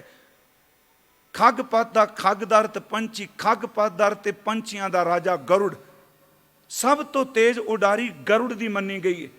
पर भाई गुरदास साहब कहते हैं जेड़ा इस पिंजरे विच मन लैके बैठे हो, ये तो गरुड़ पंछी नूं भी पीछे चढ़ जाता है। मैं सुबह अर्ज की सी, सब तो तेज लाइट स्पीड कहे। बंदा अज कहेगा मैं तो गरुड़ देखी ही नहीं। लाइट स्पीड का तो सब नूं पता है ना। सब तो तेज रफ्तार अज रोशनी दी है। रोशनी नूं भी मात कर दिता साडे मन ने। मन की स्पीड रोशनी तो कई गुणा ज़्यादा है। ये तो प्यारो एक खिंच है। कबू जियड़ा उब चढ़ता है, कबू जाए प्याले, लोभी जियड़ा थिर ना रहता है। चारे कुंडा भाले, रोशनी भी चारे कुंडा जान लग्या टाइम लगता है। तो टाइम ही कोई नहीं लगता, बड़ा तेज है। ये गरुड़ पंछी तो तेज है। खगपत परबल पराक्रमी, परबल पराक्रमी का अर्थ है बलवान बड़ा है। परमहंस पर प्यारे सियाणा बड़ा। जे किते टिक जाए इसे मन विचों भगवान की रोशनी प्रगट हो जाती है। ये परमहंस सियाणा भी है। खगपत परबल पराक्रमी परमहंस चतुर चलाक बड़ा है। चतुर्मुख चौ मूँह है। चेते रखो एक थां ते बैठा है तो 4 मूँह जे। बंदे का एक मूँह में तो ढिड काबू नहीं आता पाया, जिदे 4 मूँह ने वो किदन रजदा होवेगा। चतुर्मुख चंचला चपल है। तो चंचल इन्ना है, शोला इन्ना है कि जिमें आसमान ते बदल गरजे ते बिजली की चमक जिन्नी चंचल है। चेते रखियो इन्ना मन चंचल है। मैं पहली तुक दे अर्थ किते ने। खगपत परबल पराक्रमी परमहंस चतुर चतुर्मुख चंचला चपल है। भुज बली, ये अर्थ थोड़े सुनियो ध्यान नाल। भुज बली का भुज का अर्थ भुजावा, हथ बाहवां। कहते ने ये बाहवां करके बड़ा बलवान है। भुज बली अष्टभुजा, एदियां 8 बाहवां ने। जाके 40 कर, एक एक बांह दे उत्ते 8 बाहवां उत्ते 5-5 हाथ लगे ने। ध्यान नाल सुनियो। 160 पाँव, 160 पैर ने मन दे। चाल चला चल के नूं कित्थे काबू कर लोगे। 2 पैरां वाला टेक के नहीं बहिंदा, जिदे 160 पैर ने टेक के बह जूगा। 2 हत्थां वाला नहीं टिकदा ते जिदे 40 हत्थ ने। इनू थोड़ा जा फिर ध्यान नाल सुनियो। ਤੁਕ ਇੱਕੋ ਵੇ ਪਰ ਅਰਥ ਦੋ ਨੇ। ਭੁਜ ਬਲੀ ਬੜਾ ਬਾਹੂਬਲੀ ਕਹੇ ਮਨ। ਹੁਣ ਮੈਂ ਇਹਦੇ ਅਰਥ ਕਰ ਲਗਾ ਵੇਟ ਨਾਲ, ਮਨ ਨਾਲ, ਤੇ ਫਿਰ ਅਰਥ ਕਰਾਂਗਾ ਅੰਦਰ ਵਾਲੇ ਮਨ ਨਾਲ। ਭੁਜ ਬਲੀ ਅਸ਼ਟ ਭੁਜਾਂ। ਅਸ਼ਟ ਭੁਜਾਂ ਤਾਂ ਕਿ 8 5 ਸ਼ੇਰ ਹੋਣ ਤੇ ਇੱਕ ਮਨ ਬਣਦਾ ਹੈ। 8 ਪੰਸੇਰੀਆਂ ਕਹਿੰਦੇ ਨੇ ਜਿਵੇਂ ਬਾਹਰਲੇ ਵੇਟ ਵਾਲੇ ਮਨ ਦੀਆਂ 8 ਪੰਸੇਰੀਆਂ ਨੇ ਤਾਂ ਮਨ ਬਣਦਾ ਹੈ। ਸੱਚ ਇਹ ਵੇ ਕਿ ਅੰਦਰ ਵਾਲੇ ਮਨ ਦੀਆਂ 8 ਬਾਹਾਂ ਨੇ, ਬਾਹਰ ਵਾਲੇ ਮਨ ਦੀਆਂ 8 ਪੰਸੇਰੀਆਂ ਨੇ। ਧਿਆਨ ਨਾਲ ਸੁਣਿਓ, ਮਨ ਤੇ ਮਨ, ਬਾਹਰ 8 ਪੰਸੇਰੀਆਂ ਤਾਂ ਮਨ, ਇਧਰ 8 ਬਾਹਾਂ। ਜਾਂ ਕੇ 40 ਕਰ, 40 ਸ਼ੇਰ ਹੋਣ ਤੇ ਮਨ ਬਣਦਾ ਹੈ। ਕਹਿੰਦੇ ਨੇ ਇਹਦੇ ਜਿਹੜੇ 40 ਸ਼ੇਰ ਨੇ ਮਨ ਨੂੰ, ਅੰਦਰ ਵਾਲੇ ਮਨ ਦੇ 40 ਹੱਥ ਨੇ। ਭੁਜ ਬਲੀ ਅਸ਼ਟ ਭੁਜਾ ਜਾਂ ਕੇ 40 ਕਰ। ਤੇ ਅਗਲਾ ਸ਼ਬਦ ਵਰਤਿਆ 160 ਪਾਉ। ਮੈਂ ਪਾਉ ਲਫ਼ਜ਼ ਬੋਲਾਂਗਾ ਤੇ ਪੈਰ, ਤੇ ਪਾਉ ਬੋਲਾਂਗਾ ਤੇ ਪਾਈਏ। 160 ਪਾਈਏ ਹੋਣ ਤੇ ਤਾਂ 40 ਸ਼ੇਰ ਇੱਕ ਮਨ ਬਣਦਾ ਹੈ। ਉਹਨਾਂ ਨੇ 8 ਪੰਸੇਰੀਆਂ ਨੂੰ ਬਾਹਾਂ ਮੰਨਿਆ, 40 ਸ਼ੇਰਾਂ ਨੂੰ ਹੱਥ ਮੰਨਿਆ, 160 ਪਾਈਏ ਜਿਹੜੇ ਨੇ ਉਹਨਾਂ ਨੂੰ ਮਨ ਦੇ ਪੈਰ ਮੰਨਿਆ। ਬਾਬਾ ਜੀ ਭਾਈ ਗੁਰਦਾਸ ਸਾਹਿਬ ਕਹਿੰਦੇ ਨੇ, ਭਲੇ ਲੋਕੋ ਇਹ ਕਾਬੂ ਕਿਵੇਂ ਆਉਣਾ ਹੈ? 160 ਪੈਰਾਂ ਵਾਲਾ ਕਿੱਥੇ ਟਿਕ ਕੇ ਬੈਠੇਗਾ? 40 ਹੱਥਾਂ ਵਾਲੇ ਨੇ ਕਿੱਥੇ ਸ਼ਾਂਤੀ ਰੱਖਣੀ ਹੈ? 8 ਬਾਹਾਂ ਵਾਲੇ ਨੇ। ਭੁਜ ਬਲੀ ਅਸ਼ਟ ਭੁਜਾ ਜਾਂ ਕੇ 40 ਕਰ। 160 ਪਾਉ ਚਾਲ ਚਲਾ ਚੱਲ ਹੈ। ਅਚਿਤ ਪਿੰਜਰੀ ਮੈਂ ਉਡਤ ਨਾ ਪਹੁੰਚਿਆ ਕੋ। ਪਿੰਜਰੇ ਵਿੱਚ ਪਈ ਕੋਈ ਚੀਜ਼, ਕਦੀ ਮੰਨ ਲਓ ਇੱਕ ਪੰਛੀ ਅਸੀਂ ਪਿੰਜਰੇ 'ਚ ਬੰਦ ਕਰ ਦਿੱਤਾ, ਉਹ ਪੰਛੀ ਪਿੰਜਰੇ 'ਚ ਉੱਡ ਸਕੇਗਾ? ਨਹੀਂ ਨਹੀਂ, ਪਿੰਜਰੇ ਵਿੱਚ ਰਹਿਣ ਵਾਲਾ ਨਹੀਂ ਉੱਡ ਸਕਦਾ। ਪਰ ਭਾਈ ਸਾਹਿਬ ਕਹਿੰਦੇ ਨੇ ਹਾਰਡ ਮਾਸ ਨਾੜੀ ਕੋ ਪਿੰਜਰ ਸਾਡਾ ਪਿੰਜਰਾ ਹੈ। ਇਹਦੇ ਵਿੱਚ ਮਨ ਜਿਹੜਾ, ਪਿੰਜਰਾ ਕਿਤੇ ਪਿਆ ਰਹਿੰਦਾ ਤੇ ਮਨ ਕਿਤੇ ਚਲਾ ਜਾਂਦਾ ਹੈ। ਇਹ ਤਾਂ ਪਿੰਜਰੇ ਵਿੱਚ ਵੀ ਨਹੀਂ ਢੱਕਿਆ ਰਹਿੰਦਾ, ਹੈ ਤਾਂ ਪਿੰਜਰਾ ਹੀ ਨਾ ਸਾਡੀ ਬਾਡੀ। ਇਸ ਪਿੰਜਰੇ ਤੇ ਲਾਈ ਜੋ ਜ਼ੋਰ, ਅੱਖਾਂ ਮੀਟੀ ਜਾਓ। ਉਹ ਕਹਿੰਦਾ ਤੂੰ ਮੀਟੀ ਜਾ, ਚੇਤੇ ਰੱਖੀ ਤੇਰੀਆਂ ਅੱਖਾਂ ਮੀਟਣ ਵਿੱਚੋਂ ਵੀ ਨਿਕਲ ਜਾਣਾ। ਤੂੰ ਬੁੱਲ ਨਾਲ ਬੁੱਲ ਮੀਟ ਕੇ ਚੁੱਪ ਧਾਰਨ ਕਰੀ ਜਾ, ਮੋਨੀ ਬਣ ਜਾ। ਤੂੰ ਮੋਨੀ ਬਣ ਜਾ, ਮੈਂ ਫਿਰ ਵੀ ਪਿੰਜਰੇ ਚੋਂ ਨਿਕਲ ਜਾਣਾ। ਤੂੰ ਕੰਨਾਂ ਵੀ ਸਿੱਕੇ ਢਾਲ ਕੇ ਪਾ ਲੈ, ਮੈਂ ਨਿੰਦਿਆ ਨਹੀਂ ਸੁਣਨੀ, ਨਾ ਸੁਣ। ਚੇਤੇ ਰੱਖੀ ਮੈਂ ਤੇਰੇ ਪਿੰਜਰੇ ਦੀ ਕੋਈ ਪਰਵਾਹ ਨਹੀਂ ਕਰਦਾ। ਤੂੰ ਤੁਰਿਆ ਫਿਰ ਪਿੰਜਰਾ ਲੈ ਕੇ, ਮੈਂ ਪਿੰਜਰੇ ਵਿੱਚੋਂ ਵੀ ਨਿਕਲ ਜਾਣਾ, ਮੈਂ ਤੋੜਨਾ ਕੁਝ ਨਹੀਂ ਤੇਰਾ। ਐਸਾ ਹੈ ਮਨ। ਅਚਿਤ ਪਿੰਜਰੀ ਮੈਂ ਉਡਤ ਨਾ ਪਹੁੰਚੇ ਕੋ। ਪੁਰ ਪੁਰ ਪੂਰ ਗਿਰ ਤਰ ਥਲ ਜਲ ਹੈ। ਇਹ ਮਨ ਤਾਂ ਪਿੰਜਰੇ ਵਿੱਚੋਂ ਨਿਕਲ ਕੇ ਉਡਾਰੀਆਂ ਮਾਰਦਾ। ਮੈਂ ਫਿਰ ਬੇਨਤੀ ਕਰਾਂਗਾ ਕਿ ਮਨ ਕਾਬੂ ਕਿਵੇਂ ਆਏਗਾ? ਜਿੰਨਾ ਮੈਲਾ ਹੈ ਪਿਆਰਿਓ ਓਨਾ ਖਿੰਡਾਕ ਹੈ। ਇਹਨੂੰ ਭਾਈ ਗੁਰਦਾਸ ਸਾਹਿਬ ਨੇ ਇੱਕ ਤਾਂ ਹੋਰ ਵੀ ਬੜੀ ਸੋਹਣੀ ਵਿਆਖਿਆ ਕੀਤੀ। ਪਵਨ ਗਵਨ ਜੈਸੇ ਗੁੱਡੀਆਂ ਉਡਤ ਰਹਿ, ਪਵਨ ਰਹਿਤ ਗੁੱਡੀ ਉੱਡ ਨਾ ਸਕਤ ਹੈ। डोरी की मरोर जैसे लटवा फिरत रहे, ताओ खाओ मिटे गिर परा हवे थकत है। कंचन अशुद्ध जो कोठारी ठह रात नहीं, शुद्ध पै नेचल शब कै शकत है। दुर्मत दुबदा भरमत है चतर कुंट, गुरमत एक टेक मोन ना बकत है। मेरी बेनती है प्लीज, ये मन किसी ने नहीं भटकाया, असी खुद ये बहुत कुछ पाया होया। इनू थोड़ा जा फिर सुन लीए। भाई साहब की रचना चलो सहारा दे जाएगी, बड़ा सोहना। बच्चा पतंग लैके छत ते चढ़िया ते कोई समय बाद वापस आ गया। माई ने पूछा भी पुत्र पतंग उड़ाई क्यों नहीं? वो कहता जे हवा कोई नहीं चलती भी पतंग कित्थे उड़नी। पतंग तां ही उड़दी हुंदी है जे हवा चलती होवे। चेते रखो मन भी तां ही उड़दा हुंदा है जे वासना दी हवा उड़दी होवे। हवा तो बिना पतंग नहीं उड़दी। ते ये भी तां उड़दा जिन्हों हवा मिलती है, पराए रूप दी, पराई निंदिया दी। ये हवा ही है ना दिल। पतंग उड़ेगी हवा दे नाल, मन उड़ेगा मैली वासना दे नाल। चलो न्याणे खेडदे नूं लाटू ते बन्निया हुंदी रस्सी। रस्सी नूं वट देण तो बिना कदी लाटू घुमदा देखिया? लटवा भाई साहब ने शब्द वरतिया। रस्सी नूं वट दे के जां भंभीरी शब्द वरत लो, सौखा हो जाएगा। कली फिरकी पई रहे। फिरकी भंभीरी भी तां ही घुमदी है जे उत्तों किसी ने चक्कर बन्निया। जे रस्सी नूं वट दिता है, धागे नूं वट दिता है ते लटवा घुमदा है। चेते रखी तू कहना मेरा मन घुमदा क्यों वे? वट तां तू ही दिते ने, तेरे दिते वटां करके घुमदा पिया। जिदन इहदे वट मुक गया अपने आप ही डिग पवेगा। हवा होवे पतंग उडेगी, ਹਵਾ ਤੋਂ ਬਿਨਾਂ ਪਤੰਗ ਨੇ ਕੀ ਉੱਡਣਾ ਹੈ। ਸੋਨਾ ਜਿੰਨੀ ਦੇਰ ਤੱਕ ਮੈਲਾ ਹੈ ਉਨੀ ਦੇਰ ਤੱਕ ਕੁਠਾਲੀ ਵੀ ਸੁਨਾਰ ਵੀਰ ਪਾਉਂਦਾ, ਥੱਲਿਓਂ ਅੱਗ ਲਾਉਂਦਾ ਹੈ। ਉਹ ਸੋਨਾ ਚਾਰ ਚਫੇਰੇ ਭਟਕਦਾ ਹੈ, ਭੱਜਦਾ ਹੈ, ਤਿੜਕਦਾ ਹੈ, ਪਰ ਜਦੋਂ ਮੈਲ ਸੜ ਜਾਏ ਅੱਗ ਉਹੀ ਏ, ਸੋਨਾ ਇੱਕੋ ਦਮ ਟਿਕ ਜਾਂਦਾ ਹੈ। ਸੋਨੇ ਦੀ ਭਟਕਣਾ, ਸੋਨੇ ਦੀ ਮਹਿਲ ਹੈ। ਉਹ ਗੁਰੂ ਕੇ ਸਿੱਖੋ, ਕਿਸੇ ਨੂੰ ਪੁੱਛਣ ਦੀ ਲੋੜ ਨਹੀਂ, ਆਪਣੇ ਮਨ 'ਚ ਝਾਤੀ ਮਾਰੋ, ਸਾਡੇ ਮਨ ਦੀ ਭਟਕਣਾ ਸਾਡੇ ਅੰਦਰ ਦੀ ਮਹਿਲ ਹੈ। ਕਿਵੇਂ ਟਿਕੇਗਾ ਅੰਦਰ?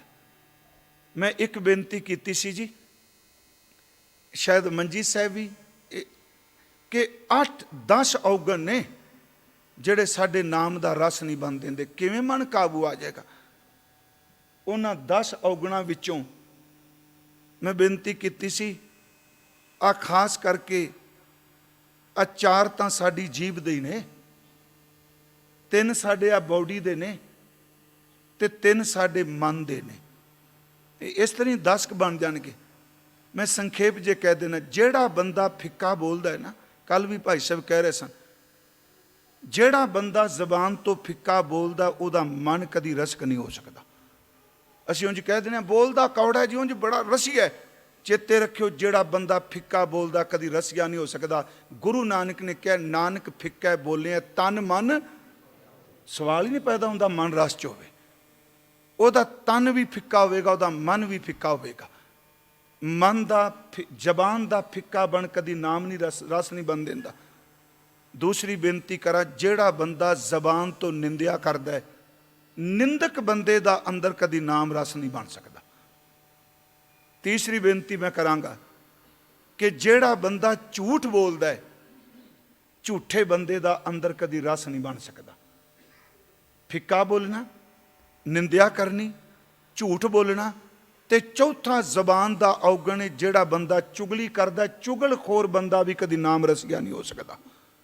ਇਸੇ ਕਰਕੇ ਗੁਰੂ ਰਾਮਦਾਸ ਨੇ ਬਾਣੀ 'ਚ ਸ਼ਬਦ ਕਹੇ ਕਿ ਅੰਤਰ ਕਪਟ ਚੁਕਾਵੋ ਮੇਰੇ ਗੁਰਸਿੱਖੋ। ਇਹ ਅੱਗੇ ਆਵੇਗਾ ਬਚਨ। ਇਹ ਸਾਰੇ ਔਗਣ ਨੇ। ਇੱਕ ਫਿੱਕਾ ਨਾ ਗਾ ਲਾਏ ਸਭਨਾ ਮੈਂ ਸੱਚਾ ਧਣੀ, ਖਿਆਓ ਨਾ ਕਹੀ ਠਾਏ ਮਾਨਕ ਸਭ ਅਮੋਲ ਮੇ। 4 ਸਾਡੀ ਜ਼ਬਾਨ ਦੇ ਵੱਡੇ ਔਗਣ ਨੇ ਜਿਹੜੇ ਰਸ ਨਹੀਂ ਬਣ ਦਿੰਦੇ। ਮੈਂ ਫਿਰ ਸ਼ਬਦ ਦੁਹਰਾ ਦੇਣਾ, ਫਿੱਕਾਪਣ, ਨਿੰਦਿਆ, ਚੁਗਲੀ ਤੇ ਝੂਠ। ਝੂਠੇ ਬੰਦੇ ਦਾ ਅੰਦਰ ਵੀ ਕਦੀ ਰਸ ਨਹੀਂ ਬਣ ਸਕਦਾ। 3 ਸਾਡੀ ਬੋਡੀ ਦੇ ਨੇ। ਜਦੋਂ ਬੰਦਾ ਹੰਕਾਰ 'ਚ ਹਿੰਸਾ ਕਰਦਾ ਹੈ, ਭਾਵੇਂ ਜ਼ਬਾਨ ਕਰਕੇ ਚਲੋ ਫਿੱਕਾਪਣ ਹਿੰਸਾ 'ਚ ਵੀ ਆ ਜਾਂਦਾ ਹੈ, ਹੰਸਿਆਰੇ ਬੰਦੇ ਦਾ ਅੰਦਰ ਕਦੀ ਟਿਕ ਨਹੀਂ ਸਕਦਾ। ਇਹ ਸ਼ਬਦ ਬਾਬੇ ਨੇ, ਸਤਿਗੁਰਾਂ ਨੇ ਉਸ ਵੈਸ਼ਨੋ ਸਾਧ ਨੂੰ ਕਹੇ ਸਨ, ਜਿਹੜਾ ਭਾਈ ਮਰਦਾਨੇ ਦਾ ਪਰਛਾਵਾਂ ਚੌਂਕੇ ਤੇ ਪਿਆ ਤੇ ਬਲਦੀ ਕੋਈ ਅੱਗ ਲੈ ਕੇ ਫੂਕਣ ਆ ਗਿਆ। ਗੁਰੂ ਨੇ ਕਿਹਾ, ਕਾਹਦਾ ਤੂੰ ਵੈਸ਼ਨੋ ਕਹੇ? ਤੂੰ ਉਂਝ ਤਾਂ ਬਾਹਰੋਂ ਕਹਿੰਦਾ ਮੈਂ ਵੈਸ਼ਨੋ ਭੋਜਨ ਛਕਣਾ, ਜਿਉਂਦੇ ਬੰਦੇ ਨੂੰ ਸਾੜਨ ਲੱਗ ਪਿਆ। ਤੇਰਾ ਅੰਦਰ ਕਿੱਥੇ ਟਿਕਿਆ ਹੋਇਆ? ਹੰਸਿਆਰਾ ਅੰਦਰ, ਜਿਹੜਾ ਸਰੀਰ ਜ਼ੁਲਮ ਕਰਨ ਵਾਲਾ, ਉਹਦੇ 'ਚ ਰਸ ਨਹੀਂ ਬਣਨਾ। ਦੂਸਰੀ ਮੈਂ ਬੇਨਤੀ ਕਰਾਂਗਾ, ਜਿਹੜਾ ਸਰੀਰ ਚੋਰੀ ਕਰਦਾ ਹੈ, ਚੋਰ ਦਾ ਅੰਦਰ ਕਦੀ ਰਸਕ ਨਹੀਂ ਹੋ ਸਕਦਾ। ਤੇ ਮੈਂ ਅਰਜ਼ ਕਰਾਂ, ਚੋਰ ਦੇ ਅਰਥ ਇਕੱਲੇ ਧਨ ਨਾ ਕਰਿਓ। ਚੋਰ ਦੇ ਅਰਥ ਕਿਸੇ ਦਾ ਕੱਪੜਾ ਚੁਰਾਣਾ ਨਹੀਂ। ਜਿਸ ਬੰਦੇ ਦੀ ਬੋਡੀ ਦੇ ਇੰਦਰੇ ਵੀ ਚੋਰੀ ਕਰਦੇ ਪੈਣ, ਉਹਦਾ ਅੰਦਰ ਕਦੀ ਰਸੀਆ ਨਹੀਂ ਹੋ ਸਕਦਾ। ਫਿਰ ਸੁਣਿਓ, 4 ਜ਼ਬਾਨ ਦੇ, 3 ਬੋਡੀ ਦੇ। ਮੈਂ ਅਰਜ਼ ਕੀਤੀ, ਜ਼ੁਲਮ ਕਰਨਾ, ਚੋਰੀ ਕਰਨਾ ਦੂਜਾ ਬੋਡੀ ਦਾ ਔਗਣ। ਤੀਸਰਾ, ਮੇਲ ਜਾਂ ਫੀਮੇਲ। ਜਦੋਂ ਕਿਸੇ ਬੋਡੀ ਵੱਲ, ਕਾਇਆ ਵੱਲ ਵਾਸ਼ਨਾ ਅਧੀਨ ਝੁਕਣ ਲੱਗ ਪਵੇ, ਉਸ ਬੰਦੇ ਦਾ ਅੰਦਰ ਵੀ ਕਦੀ ਰਸੀਆ ਨਹੀਂ ਹੋ ਸਕਦਾ। ਫਿਰ ਸੁਣਿਓ, ਮੋਹ ਦੇ ਰੂਪ ਝੁਕੇਗਾ ਤਾਂ ਵੀ ਫਸੇਗਾ, ਕਾਮ ਦੇ ਰੂਪ ਝੁਕੇਗਾ ਤਾਂ ਵੀ ਫਸੇਗਾ। ਮੈਂ ਝੁਕਣਾ ਲਫ਼ਜ਼ ਵਰਤਿਆ, ਆਕਰਸ਼ਿਤ ਹੋਣਾ। ਜਿਸ ਬੰਦੇ ਦੀ ਬੋਡੀ ਦੂਸਰੀ ਬੋਡੀ ਵੱਲ ਆਕਰਸ਼ਿਤ ਹੋ ਜਾਏ, ਗੰਦੀ ਵਾਸ਼ਨਾ ਅਧੀਨ, ਉਸ ਬੰਦੇ ਦਾ ਅੰਦਰ ਨਹੀਂ ਟਿਕ ਸਕਦਾ। ਇਹਨਾਂ ਇਹ ਸੱਤਾਂ ਦਾ ਪਤਾ ਛੇਤੀ ਲੱਗ ਜਾਂਦਾ ਹੈ। ਫਿੱਕਾ ਬੋਲੋਗੇ ਤਾਂ ਲੁਕਣਾ ਹੀ ਕੋਈ ਨਹੀਂ। ਨਿੰਦਿਆ ਕਰੋਗੇ 4 ਦਿਨ ਬੰਦਾ ਲੁਕਿਆ ਰਹੂ, ਪਤਾ ਲੱਗ ਜਾਣਾ। ਚੁਗਲਖੋਰ ਦਾ ਵੀ ਪਤਾ ਲੱਗ ਜਾਂਦਾ, ਝੂਠਾ ਵੀ ਫਸ ਜੂਗਾ ਕੁਝ ਸਾਲਾਂ ਬਾਅਦ। ਬੋਡੀ ਦੇ 3 ਜਿਹੜੇ ਔਗਣ ਨੇ ਵੀ ਪਤਾ ਛੇਤੀ ਲੱਗ ਜਾ, ਪਰ ਅਗਲੇ 3 ਬੜੇ ਖਤਰਨਾਕ ਨੇ। ਉਹ ਨਹੀਂ ਛੇਤੀ ਪਤਾ ਲੱਗਦਾ। ਉਹਦੇ ਮਨ ਦੇ ਔਗਣ। ਪਹਿਲਾ ਔਗਣ ਹੈ ਕਪਟ ਕਰਨਾ। ਜਿਹੜਾ ਬੰਦਾ ਕਪਟੀ ਹੈ ਨਾ, ਪਿਆਰਿਓ ਮੈਨੂੰ ਬਖਸ਼ ਦਿਆ ਜੇ, ਮੈਂ ਫੈਸਲੇ ਨਹੀਂ ਦਿੰਦਾ ਪਿਆ ਜੱਜ ਬਣ ਕੇ, ਪਰ ਗੁਰੂ ਨੇ ਕਿਹਾ कोई गावे रागी नादी बेदी बहु भांत कर। महाराज सारी जिंदगी गाउंदे हो गए, कहने लगे पर कपटी है ना, इन्हें भिजना कोई नहीं, ना रब ने खुश होना। कोई गावे रागी नादी बेदी बहु भांत करनी, खरा हर भीजै राम राजे, जिन्ना अंतर कपट विकार है तिना रोए क्या कीजै। कपट नूं विकार क्या है जी? असीं पंज कहने आ, बाबे ने होर भी गिन दिता है। जिन्ना अंतर कपट विकार है तिना रोए क्या कीजै, हर करता सब की जानदा, सिर रोग हाथ जीजै, जिन्ना नानक गुरमुखी हिरदा शुद्ध है, हर भगत हर लीजै। एक कपट, दूजा मन का अवगण है, किसी का बुरा चितवना। बुरा चितवन वाला भी रसिया नहीं हो सकता, कही जाए जो मर्जी। यही कारण मैनू याद है कि मैं गुरमुख प्यारियां दा भाई रघबीर सिंह बीर, जिन्हों ने किताबां पढ़ियां, बंदगी नामा, सरबत वैगुरू, सरबरो काउख दनाम, चढ़दी कला, अरदास, वो एक गल कहते हैं भी जदों सवेरे उठ के आंदे ने नाम का अभ्यास करना, सिमरन का, उस वक्त सब तो पहला जबान तो एक कहो वाहिगुरू जी मेरे चाहे मित्र ने चाहे दुश्मन ने जो भी कहन किरपा करियो, सब का भला करियो। कहते इक्को दम वो फुरना तुहाडी बॉडी ते मन ते कवच बन जाएगा, तुहाडे अंदर नूं दुश्मन प्रति बुरा नहीं सोचण देगा, ते मित्र दे प्रति कदी मोह नहीं पैदा होण देगा। सच्ची मुच्ची बड़ा स्वाद जे। यही कारण साडी अरदास दा अखीरली मोर ਇਹ ਵੇ कि नानक नाम चढ़दी कला तेरे भाणे। फिर अज सुनो, मन करके कपट करना रस नहीं बनना, पराए दा दूजे दा बुरा चितवना, पर का बुरा ना राखो चीत, तुमको दुख नहीं पाई मीत। तीसरा मन दा अवगणी जैलस, ईरखा। जेड़ा बंदा ईरखालू है प्यारे, ओहदा अंदर रस नहीं जे बनना। ते मेरा ख्याल तुसी शायद बिजनेस वाले हो, तुसी बचे जे, साडा बड़ा बुरा हाल जे। मैं स्टेज ते गल मनन नूं तैयार हाँ। असी सच्ची मुच्ची अर्थी दूजे करने पे, दूजा ना विखाल। कहने जिस स्टेज ते मैं बैठा दूजा इत्थे किवें आ गया, ये नहीं सी मैनूं दसना चाहिए। अंदर दी जैलस भी रस नहीं बन देंदी। पर फिर भी आओ, गुरु कोल दवाई है कि कुंभे बद्दा जल रहे, जल बिन कुंभ ना होए, ज्ञान का बद्दा मन रहे, गुर बिन ज्ञान ना होए। घड़े च पानी टिकेगा, पानी तो बिना घड़ा नहीं बनना। ज्ञान नाल मन टिकेगा, पर मन तो बिना ज्ञान नहीं हासिल होना। मैं एक तुहानूं चलो साखी सुना देना, ਇਹਦੇ ਨਾਲ थोड़ा जिहा शौक प्रतीत होवेगी मन बारे। भाई गुरदास साहब ने गुरमुख प्यारे बैठे जी, ये सिखां दी नामावली दिती है, जिन्हां नूं असीं किताब नूं कहने आ सिखां दी भगतमाल। ਉਹਦੇ ਵਿੱਚ गुरु नानक साहब ਦੇ दो सिखां ਦਾ ਜ਼ਿਕਰ ਕੀਤਾ जी। ਉਹਦੇ ਵਿੱਚ ਉਹ ਲਿਖਦੇ ਨੇ कि मालो मांगा सिख दोए, गुरबाणी रस रसक बिलासी। ये लफ्ज भाई मालो ते भाई मांगा दो सिख गुरु नानक साहब दे। हो सकता कईयां ने ना ही पहले दिन सुने होण, आपां ते ना ही थोड़े जे चेते ने, मनसुख दा चेते वे, भगीरथ दा चेते वे, जां मेरा ख्याल भाई मरदाना फस जांदा उहनूं छड्डदे कोई नहीं, ਉਹਦੇ भी अर्थ असीं होर ही करने। मालो मांगा सिख दोए, गुरबाणी रस रसक बिलासी। दो सिख भाई मालो ते भाई मांगा गुरु नानक साहब दे चरना चाहुंदे ने। गुरबाणी दे रसीए ने, अंदरों खेड़े च ने। दोनों ने आके हाथ जोड़ के बेनती की, सच्चे बादशाह कि मन नहीं टिकदा। उन्हें सवाल किया, सच्चे बादशाह मन नहीं टिकदा, रस नहीं आउंदा, ते धन गुरु नानक साहब कहते हैं कि तुसी भजन बंदगी सिमरन करो, कीर्तन करो, शांत की तप साधो। वो कहते किवें? सतगुरु कहते हैं अखां नूं वरजो पराए रूप तो, कन्नां नूं हटाओ जुद्ध करके पराई निंदिया तो, चुगली तो, जीव नूं वरजो फिक्के बोलां तो, जो मैं कहा हत्थां नूं वरजो पराए हक तो, पैरां नूं वरजो बुरे रस्ते तो। भाई मालो भाई मांगा कहते सतगुरु तुसी तां कहंदे हो, पर मन तां फिर भी नहीं काबू आउंदा। सतगुरु कहते फिर गुरबाणी पढ़ो, कीर्तन करो, शब्द पढ़ो। वो अगला सवाल कर दें, दाता ये कीर्तन पढ़िया कीर्तन कीतियां भी नहीं काबू आउंदा पिया जे, ये भज भज के दौड़ दौड़ के बाहर नूं जांदा है। गुरु नानक साहब एक बड़े कमाल की उदाहरण देंदे ने, सुनियो ध्यान नाल। करिए कि जदों जदों सिमरन करने ना, उदों वो कुछ मन बाहर कढ़दा जिहड़ा कदी टीवी वेखदियां भी चेते नहीं आया। ਬੰਦਾ ਫਿਲਮ ਵੇਂਦਾ ਹੋਵੇ ਕਦੀ ਚੇਤੇ ਨਹੀਂ ਹੁੰਦਾ, ਨਿੰਦਿਆ 'ਚ ਕਦੀ ਚੇਤੇ ਨਹੀਂ ਜੇ ਆਇਆ, ਸਿਮਰਨ ਕਰਦਿਆਂ ਕੋਈ ਚੇਤੇ ਆਉਂਦਾ ਹੈ ਕਿ ਜਿਹੜਾ ਸੋਚਦਾ ਬੰਦਾ ਹੈ ਮੈਂ ਕੁਝ ਕੀਤਾ। ਉਹਨਾਂ ਕਿਹਾ ਮਹਾਰਾਜ ਜਦੋਂ ਬਾਣੀ ਪੜ੍ਹਨੇ ਆ, ਧਰਮਸ਼ਾਲਾ 'ਚ ਬੈਠਦੇ ਆ, ਕੀਰਤਨ ਸੁਣਨੇ ਆ, ਇਹ ਮਨ ਭਟਕਦਾ ਹੈ, ਦੌੜਦਾ ਹੈ। ਤੇ ਸਤਿਗੁਰੂ ਕਹਿੰਦੇ ਫਿਰ ਕਹਿੰਦੇ ਫਿਰ ਕਰਨੇ ਕੀ ਆ, ਆਪਾਂ ਛੱਡ ਦਿੰਦੇ ਆ, ਕੀ ਕਰੀਏ, ਨੇਮ ਨਹੀਂ ਹੁੰਦਾ ਸਾਡੇ ਤੋਂ। ਇਹ ਕੁਝ ਹੀ ਸਾਡੇ ਨਾਲ ਵਾਪਰਦਾ ਹੈ।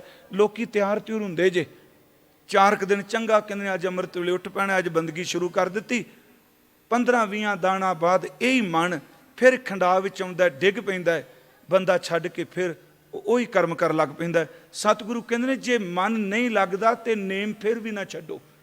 ਮੇਰੀ ਬੇਨਤੀ ਜੇ ਹੋ ਸਕਦਾ ਕਈ ਸੱਜਣ ਆਪ ਨੂੰ ਇਹ ਵੀ ਕਹਿਣ ਕਿ ਗੁਰਬਾਣੀ ਦਾ ਕੋਈ ਫਾਇਦਾ ਨਹੀਂ, ਜੇ ਮਨ ਨਹੀਂ ਲੱਗਦਾ ਤੇ ਕੀਰਤਨ ਦਾ ਕੋਈ ਫਾਇਦਾ ਨਹੀਂ, ਜੇ ਮਨ ਨਹੀਂ ਲੱਗਦਾ ਤੇ ਨਿਤਨੇਮ ਦਾ ਕੋਈ ਫਾਇਦਾ ਨਹੀਂ।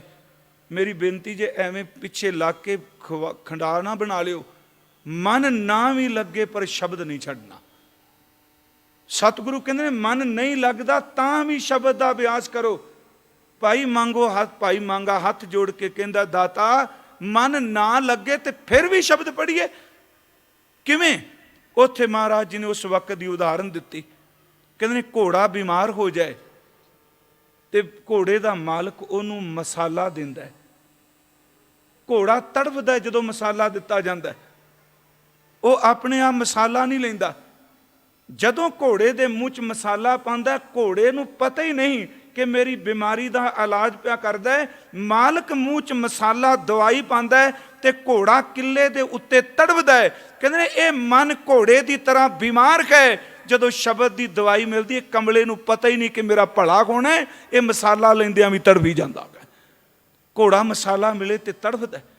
ਤੇ ਸਤਿਗੁਰੂ ਕਹਿੰਦੇ ਨੇ ਫਿਰ ਕੀ ਘੋੜੇ ਦੀ ਭਟਕਣਾ ਨਾਲ ਮਾਲਕ ਛੱਡ ਦਿੰਦਾ ਮਸਾਲਾ ਦੇਣਾ? ਦੇਖੋ ਉਦਾਹਰਨ ਕੈਸੀ ਦਿੱਤੀ। ਨਹੀਂ ਮਹਾਰਾਜ ਬਿਲਕੁਲ ਨਹੀਂ। ਸਤਿਗੁਰੂ ਕਹਿੰਦੇ ਨੇ ਜਦੋਂ ਘੋੜਾ ਬਿਮਾਰ ਹੋ ਜਾਏ, ਮੁੱਠ ਭਰ ਕੇ ਮਸਾਲਾ ਮਾਲਕ ਉਹਦੇ ਮੂੰਹ 'ਚ ਪਾਉਂਦਾ ਹੈ ਤੇ ਉਨੀ ਦੇਰ ਤੱਕ ਆਪਣੀ ਬਾਂਹ ਉਹਦੇ ਮੂੰਹ ਵਿੱਚੋਂ ਬਾਹਰ ਨਹੀਂ ਕੱਢਦਾ ਜਿੰਨੀ ਦੇਰ ਤੱਕ ਮਸਾਲਾ ਅੰਦਰ ਨਾ ਲੈ ਜਾਏ। ਘੋੜਾ ਥੱਕਦਾ ਹੈ ਕਿ ਮਾਲਕ ਥੱਕਦਾ ਹੈ? ਕਹਿਣ ਲੱਗੇ ਨੇ ਮਹਾਰਾਜ ਘੋੜਾ ਥੱਕ ਕੇ ਮਸਾਲਾ ਲੈ ਲੈਂਦਾ ਹੈ। ਗੁਰੂ ਨੇ ਕਿਹਾ ਓਏ ਮਨ ਪਿੱਛੇ ਲੱਗ ਕੇ ਬਾਹਰ ਨਾ ਭੱਜੋ, ਸ਼ਬਦ ਦੀ ਕਮਾਈ ਕਰੋ, ਮਸਾਲਾ ਦਿਓ। ਮਨ ਥੱਕ ਗਿਆ, ਆਪਣੇ ਆਪ ਮਸਾਲਾ ਲੈ ਜਾਏਗਾ। ਜੇ ਇਹਦੇ ਪਿੱਛੇ ਲੱਗੋ ਇਹ ਤਾਂ ਕਦੀ ਕੁਛ ਵੀ ਲੈਣ ਨੂੰ ਤਿਆਰ। ਉਸ ਤੋਂ ਬਾਅਦ ਫਿਰ ਸੁਣਿਓ, ਘੋੜੇ ਨੂੰ ਮਸਾਲਾ ਦਿੰਦਿਆਂ ਉਹਦੀ ਭਟਕਣਾ ਨਹੀਂ ਵੇਖੀ ਜਾਂਦੀ। ਜੇ ਇਹ ਮਾਲਕ ਕਹੇ ਵੀ ਭਟਕਦਾ ਪਿਆ, ਉਹ ਮਸਾਲਾ ਦਿੰਦਿਆਂ ਹੱਥ ਮੂੰਹ 'ਚ ਰੱਖਦਾ ਹੈ, ਉਦੋਂ ਬਾਅਦ ਕਾਜਾ ਕਰਦਾ। ਕਾਜਾ ਲਫ਼ਜ਼ ਬੜਾ ਪੁਰਾਣਾ ਜੀ। ਘੋੜੇ ਦੇ ਮੂੰਹ ਵਿੱਚ ਕੜਿਆਲਾ ਪਾ ਕੇ ਨਾ ਤੇ ਉਹਦੀ ਜਿਹੜੀ ਲਗਾਮ ਹੈ ਉਹ ਖਿੱਚ ਕੇ ਪਿੱਛੇ ਕਾਠੀ ਦੇ ਨਾਲ ਬੰਨ੍ਹ ਦਿੰਦਾ, ਉਹਦਾ ਮੂੰਹ ਚੁੱਕਿਆ ਰਹਿੰਦਾ। ਉਹਦੇ ਨਾਲ ਹਾਜ਼ਮਾ ਠੀਕ ਹੋ ਜਾਂਦਾ ਘੋੜੇ ਦਾ। ਇਹ ਇੱਕ ਤਰੀਕਾ ਸੀ ਜੀ। ਉਹ ਮਸਾਲਾ ਅੰਦਰ ਪਚ ਜਾਂਦਾ ਹੈ। ਸਤਿਗੁਰੂ ਕਹਿੰਦੇ ਨੇ ਜਿਵੇਂ ਬਿਮਾਰ ਘੋੜੇ ਨੂੰ ਮਸਾਲਾ ਦਿੱਤਾ ਜਾਂਦਾ ਹੈ, ਕਾਜਾ ਕੀਤਾ ਜਾਂਦਾ ਹੈ ਤੇ ਆਪਣੇ ਆਪ ਮਸਾਲਾ ਪਚ ਜਾਂਦਾ ਹੈ, ਘੋੜੇ ਦੀ ਬਿਮਾਰੀ ਚਲੀ ਜਾਂਦੀ ਹੈ। ਇਸ ਮਨ ਨੇ ਲਾਡ ਪਾੜ ਕਰਿਆ ਨਹੀਂ ਕਾਬੂ ਆਉਣਾ। ਇਹਨੂੰ ਬੰਨ੍ਹ ਕੇ ਬਿਠਾਓ ਬਾਣੀ ਦੇ ਵਿੱਚ, ਇਹ ਭਟਕਦਾ ਰਹਿ ਕੇ ਜੇ ਘੰਟਾ ਬਹਿਣਾ ਹੀ ਹੈ, ਜਿੰਨਾ ਮਰਜ਼ੀ ਤੜਫੇ ਨੂੰ ਮਸਾਲਾ ਦੇ। ਫਿਰ ਕਰ ਕੀ? ਉਹ ਘੋੜੇ ਦੇ ਮੂੰਹ 'ਚ ਕੜਿਆਲਾ ਪਾ ਕੇ ਖਿੱਚ ਕੇ ਲਗਾਮਾਂ ਨੂੰ ਪਿੱਛੇ ਬੰਨ੍ਹਦੇ ਨੇ। ਤੂੰ ਬਾਣੀ ਦਾ ਅਭਿਆਸ ਇੰਨਾ ਕਰ, ਇਹਨੂੰ ਖਿੱਚ ਕੇ ਸ਼ਬਦ ਨਾਲ ਇੰਨਾ ਬੰਨ, ਇੱਕ ਦਿਨ ਗੁਰਮੰਤਰ ਦਾ ਅਭਿਆਸ ਕਰਦਿਆਂ ਆਪਣੇ ਆਪ ਹੀ ਟਿਕ ਜਾਏਗਾ।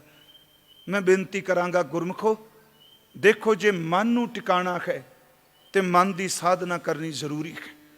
ਪਹਿਲਾਂ ਮਨ ਵਿੱਚ ਝਾਤੀ ਮਾਰੀਏ ਕਿੱਧਰ ਜਾ ਰਿਹਾ ਹੈ।